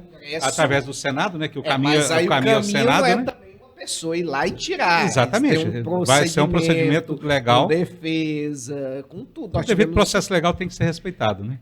E você retira, por exemplo, a Dilma não foi retirada pelo cometimento de um crime, foi um recall. Quer dizer, uma rechamada através do Congresso. Tanto é que não houve condenação criminal com ela, ela só foi retirada do poder. Né? Isso é perfeitamente possível. Se não tiver uma maioria no Congresso. Então, nós temos regras estáveis. Nós temos uma regra principal, que é feita a partir do momento que a gente elege um deputado, que elege um senador, que elege um governador, que elege um congressista, mas que eles sozinhos, ele individualmente, qualquer um desses, não. Mas no momento em que ele consegue um ponto de consenso com os parlamentares, um ponto de consenso com uma parte desses executivos, etc., nós temos um caminho, sim, sempre de mudança. Então, o nosso país eu vejo como um país absolutamente estável, porque qualquer mudança não é feito abruptamente. Ele precisa do consenso de muitas forças que apoiaram os deputados, que elegeram, que financiaram, então eu vejo o país como um país um país de estabilidade, né? Então, para a gente encerrar a nossa conversa, vamos tratar só de mais um tópico de forma rápida, que é justamente os acontecimentos do último domingo. Mas é verdade. Não, mas eu não quero que a gente se alongue, porque se fosse alongar, se fosse fazer uma análise profunda, nós passaríamos uma semana aqui tratando do assunto, né? Mas é justamente a demonstração de estabilidade. Sim. Né? Porque no momento de uma situação muito grave, o país conseguiu demonstrar que ele tem estabilidade. Então, eu queria só que o senhor fizesse uma pequena análise dos fatos que aconteceram e daqueles que o antecederam. Porque o senhor falou agora há pouco sobre a questão de golpe, né? Que não havia... Muito foi propalado o golpe, né? Falaram, a mídia principalmente, redes sociais falaram muito em golpe. Mas agora, um pouco antes do programa, a gente estava conversando com a produção, eu nunca acreditei na possibilidade de golpe, justamente porque nós temos instituições fortes que não principalmente os militares, porque para que houvesse um golpe, evidentemente que precisaria dos militares. E eles não têm essa intenção. A minha percepção é essa. Porque se eles quisessem, eles teriam feito. Né? Veja bem, sim. No passado, este golpe era mais fácil ser dado, inclusive pelos militares. Mas, atualmente, é muito difícil. Porque, veja bem, a sede de um país, sede do Brasil especialmente, ela não está fisicamente, necessariamente, em Brasília. Vamos que os militares fechassem Brasília. mas o presidente da República tivesse Em Araraquara. em Araraquara com toda a polícia ao redor, e não poderiam explodir uma bomba atômica para matar o presidente. Então, ele de lá, com um telefonema, com um celular, vamos ficar aqui, fechar Brasília, etc., todos os militares. As contas bancárias são todas eletrônicas. Você acha que um gerente de um banco ou dissesse assim, olha, não é para sair nenhum pagamento vindo daqui deste governo golpista? Você acha que todos esses caras sem salários, sem remuneração, a água sem a energia não ia ser cortada, etc. Então, assim, com um token, com um código, você precisa de legitimidade, não é só no Brasil. Um país do tamanho do Brasil não é como a África, que o dinheiro está ali guardado num cofre e você tem o dinheiro. Não existe o dinheiro num cofre, o dinheiro físico. O dinheiro é todo eletrônico. É um código ali, né? É um código que está na mão de um grupo de pessoas que assumiu agora e que o banco é igual a síndico de condomínio. O que é que acontece com o condomínio quando vence o dia do síndico que ele não foi eleito? Ele não consegue movimentar as contas bancárias. O banco só movimenta se for levado uma ata da eleição assinada dizendo que ele é o novo síndico. Então, um síndico, hoje você não consegue golpe, mas nem em prédio de apartamento. Se o cara disser, eu vou dar um golpe aqui, eu sou o síndico, vou continuar de síndico. Ele chega no banco para poder fazer os primeiros pagamentos, o banco, não, você não mexe mais a conta. Ele vai ser síndico de quê? Porque se ele não tem acesso às contas bancárias, ele não tem poder, né? acesso a nenhum organismo internacional com reconhecimento dele. Só se houver uma invasão do exterior aqui, etc., para tomar o território. Mas mesmo assim as contas, o financeiro, vai continuar na mão de quem é o governante legitimamente eleito e reconhecido pelas instituições. Porque se o banco for o Supremo, ministro da casa dele, com a canetada diz, olha, transfira-se todo o dinheiro para a conta lá do Brasil, lá no exterior, e lá só pode ser usado pelo governo legítimo. O governo ilegítimo vai fazer o quê? Se não, a menos que fosse um governo legitimado por todos os organismos e pelos bancos. Aí sim. Então eu diria que Risco hoje... esse que nunca aconteceu, né? Eu diria que hoje não está mais nas mãos de ter um governo militar. Hoje, se você disser, eu domino, eu tenho os militares todos aqui, vamos chegar com exércitos, tanques, etc. Os gerentes do banco pegam um aviãozinho bem aqui, rapidinho, todo mundo entra no avião no aeroporto, vai bem aqui para o país do lado, com todos os códigos, todos os bancos, é tudo na nuvem. Acessa o sistema de lá e pronto. Tá tudo na nuvem. O que é que essas pessoas com as armas, tudo ali, vão fazer? Eles vão ficar na casa das pessoas, de cada pessoa, etc. Como é que vai ficar o abastecimento de comida? Vira um caos, óbvio. Mas eles não receberão salários, eles não receberão o dinheiro, não vai circular, toda a economia vai parar. Você acha que esse pessoal vai deixar essa turma estar lá com o exército? E a mulher dele que está em casa, o filho que não está indo para a escola, que não está comendo. Então, assim, eu acho que as pessoas não têm uma percepção do que o mundo é hoje em dia. O mundo não é mais o mundo da arma digital. Hoje a maior arma, você pode tomar um território para poder explorar ali a jazida, o ouro, como está fazendo a Rússia. Na Ucrânia. Mas daí a você instalar um governo, você precisa de reconhecimento dos outros. Você precisa do reconhecimento dos códigos bancários para aquilo. E o dinheiro não está mais no cofre, como antigamente você chegava, tomava, logo ali o Banco Central pegava o dinheiro ali e fazia o dinheiro. Hoje o dinheiro físico, ele não dá para pagar um dia de despesa do Estado.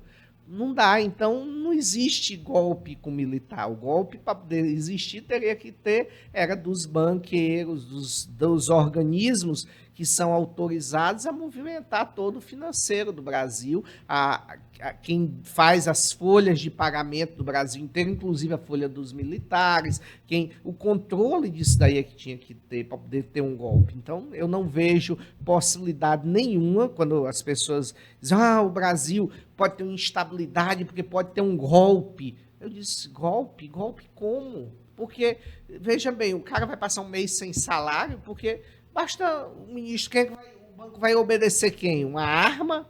Ou vai obedecer? Porque na mesma hora que o gerente tiver com a arma, eu já cacei todos os códigos de todos os gerentes.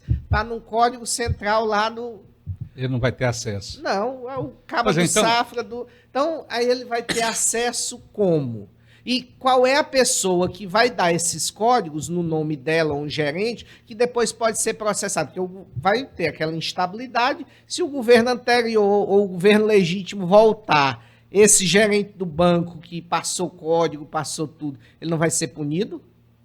Vai. Então, ele, na mesma hora, ele, não, nem sei qual é o código, esqueci. Então, Isso não é esses doido. eventos de domingo, lá em Brasília, a gente pode classificar como graves, de fato, Sim, né? grave. Lamentáveis, né? Mas Mas nunca não botaram em tentativa de risco. golpe, não tentativa de golpe, Não.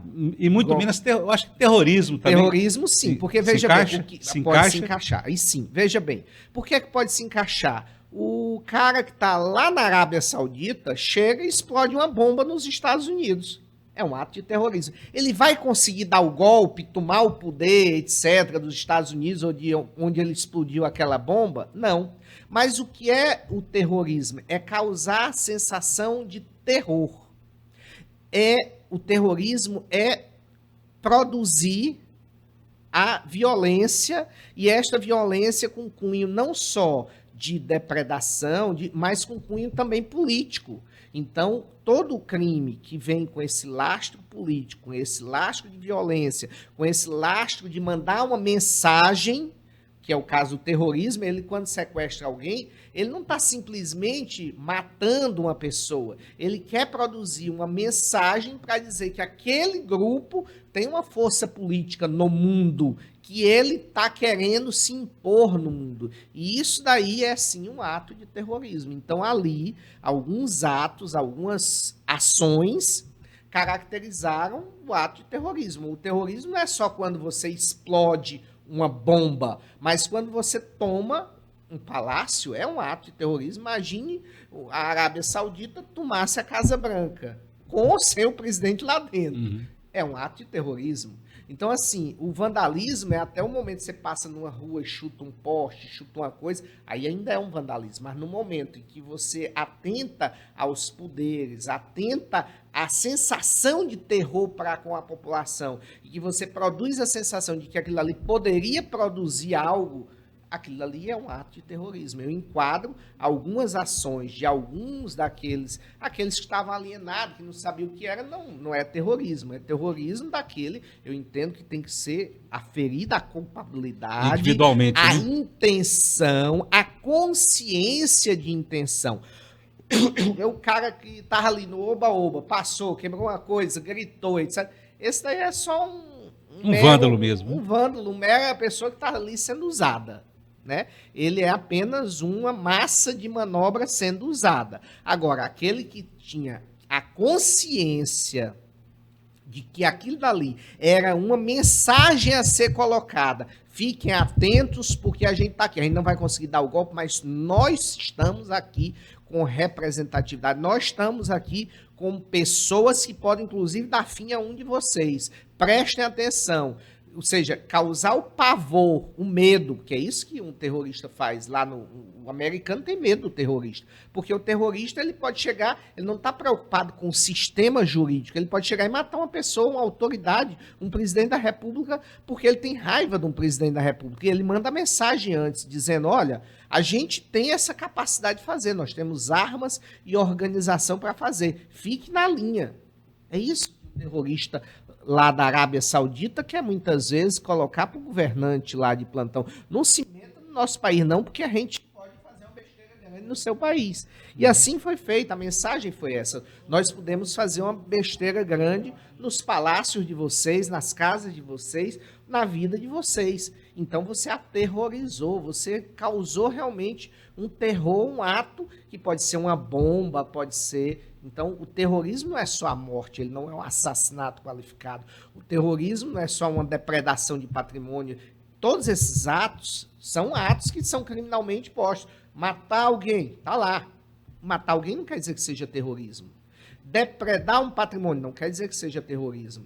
Eu fazer uma passeata pública e sair chutando coisa não quer dizer que seja terrorismo. Mas mandar um aviso que caracterize um alerta contra poderes, contra o Estado, contra uma nação, isso é terrorismo. Seja ele sob a forma de uma bomba, de um rapto de alguém, de a tomada dos meios de comunicação e tem um terrorismo digital. Você, por exemplo, ninguém nunca pensou nisso, mas seria possível você entrar em todas as emissoras, de repente transmitir uma fake news, seria um terrorismo, sem que tivesse acontecido Está, nada. inclusive, previsto na lei, né? É. Oi.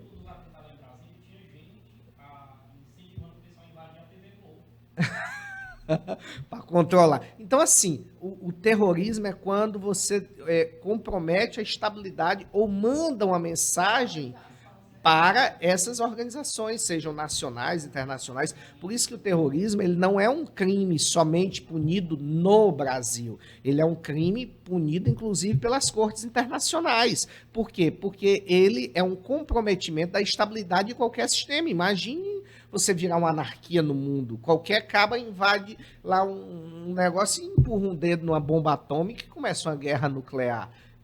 Então há uma preocupação, porque a mudança tem que ser pelo sistema. Ou seja, se as pessoas acreditam, elas vão às ruas, fazem os movimentos, fazem as adesões, elegem seus candidatos dentro das suas convicções. Esse é o processo natural no mundo inteiro, se quer isso.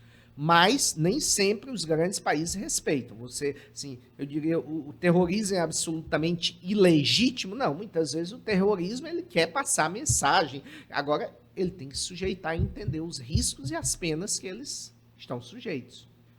Tem que enxergar os prós e os contras. Né? Agora, aquele que faz enxergando que o terrorista lá da Arábia Saudita, ele sabe o que está fazendo. E ele sabe que se for pego, vai ficar na cadeia o resto da vida. Mas ele quer, porque ele está lutando por aquele regime. Por que ele está lutando? Porque ele não conseguiu os meios outros e acha que o único meio é aquele.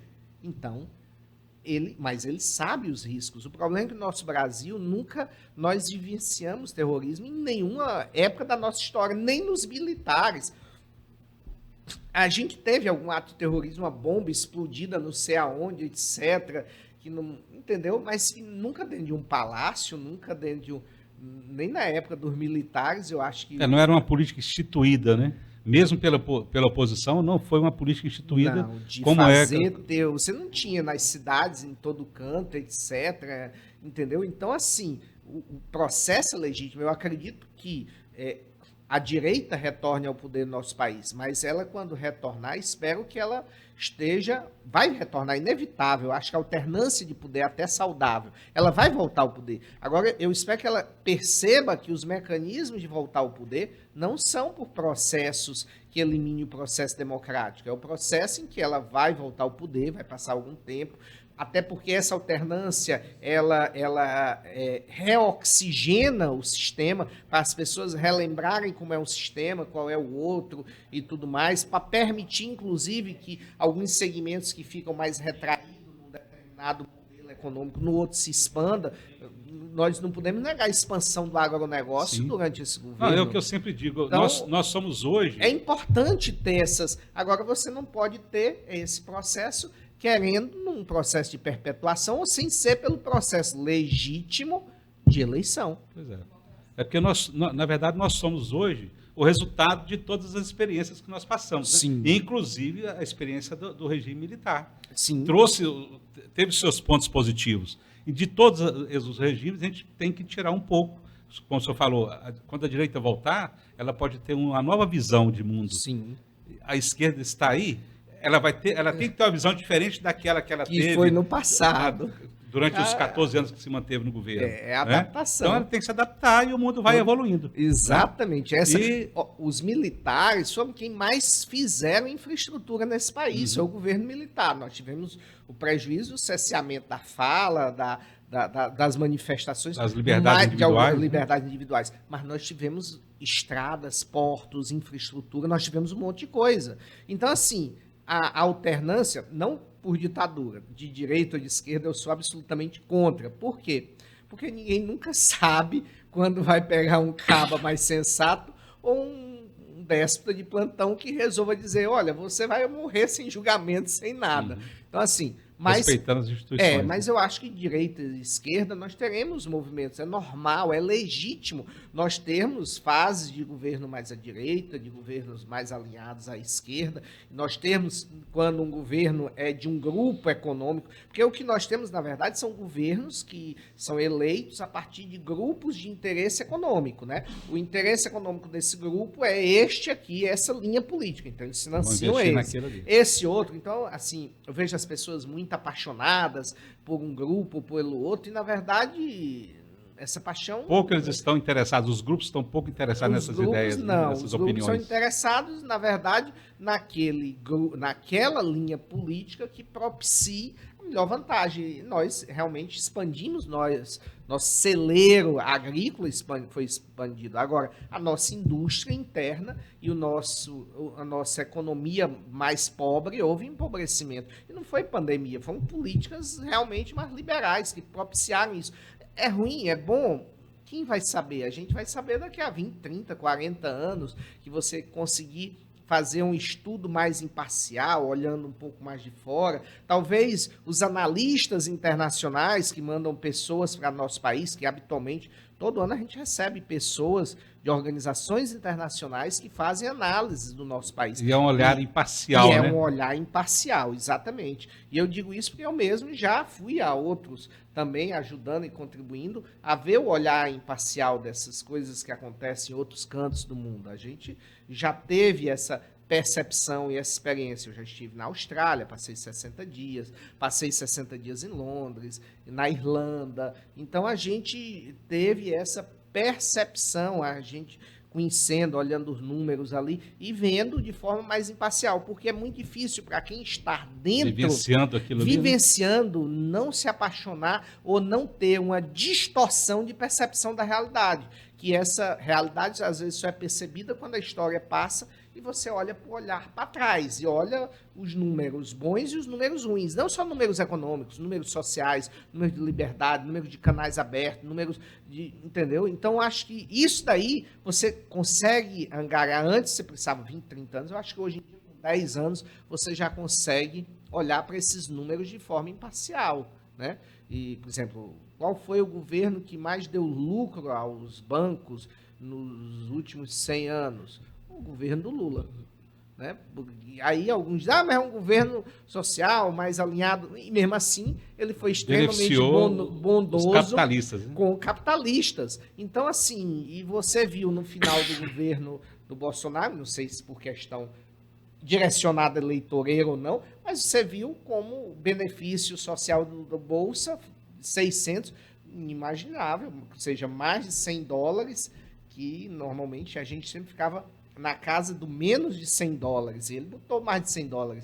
Será que iria ficar depois, ou foi só uma política eleitoreira, etc? Ninguém sabe, porque ele não ganhou. Se ele tivesse ganho, mantido ou não mantido, a gente ia saber se é porque ele tinha optado por não mais um governo tão liberal, mas um governo mais de centro, em termos de política econômica, etc. Mas a gente...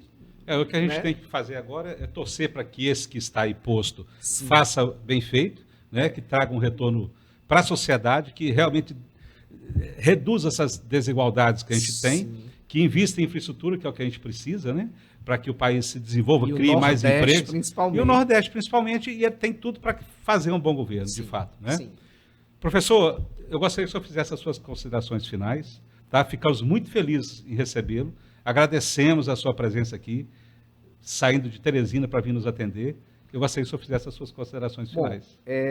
Eu queria, inicialmente, agradecer estar aqui, né? Uma experiência nova para mim. Eu acho que esses novos mecanismos de mídia digital, eles democratizam o acesso à informação, porque antes você tinha o monopólio da informação somente em 4, 5 veículos de mídia e o impresso muito limitado, com custo alto, ou seja, nós temos um novo. Então, agradeço estar aqui, agradeço o convite, né? Para mim também é uma honra e uma satisfação. É a primeira vez que, como estava dizendo, que eu me coloco para esses mecanismos gravados, etc., né? Externo. E quero dizer que a gente não deve olhar apaixonadamente por A, B ou C. tudo tem seu pró, suas vantagens, seus benefícios, em todos tem desvantagens.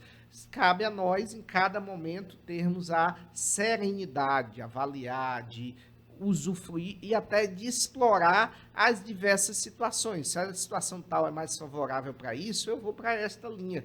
Se não, eu vou para aquela. Mas se eu busco a mudança, a consciência melhor na hora do voto, na hora das escolhas, e acordar para o que o mundo está acontecendo, que o mundo hoje está em transformação e é o momento das pessoas. As pessoas devem enxergar as oportunidades.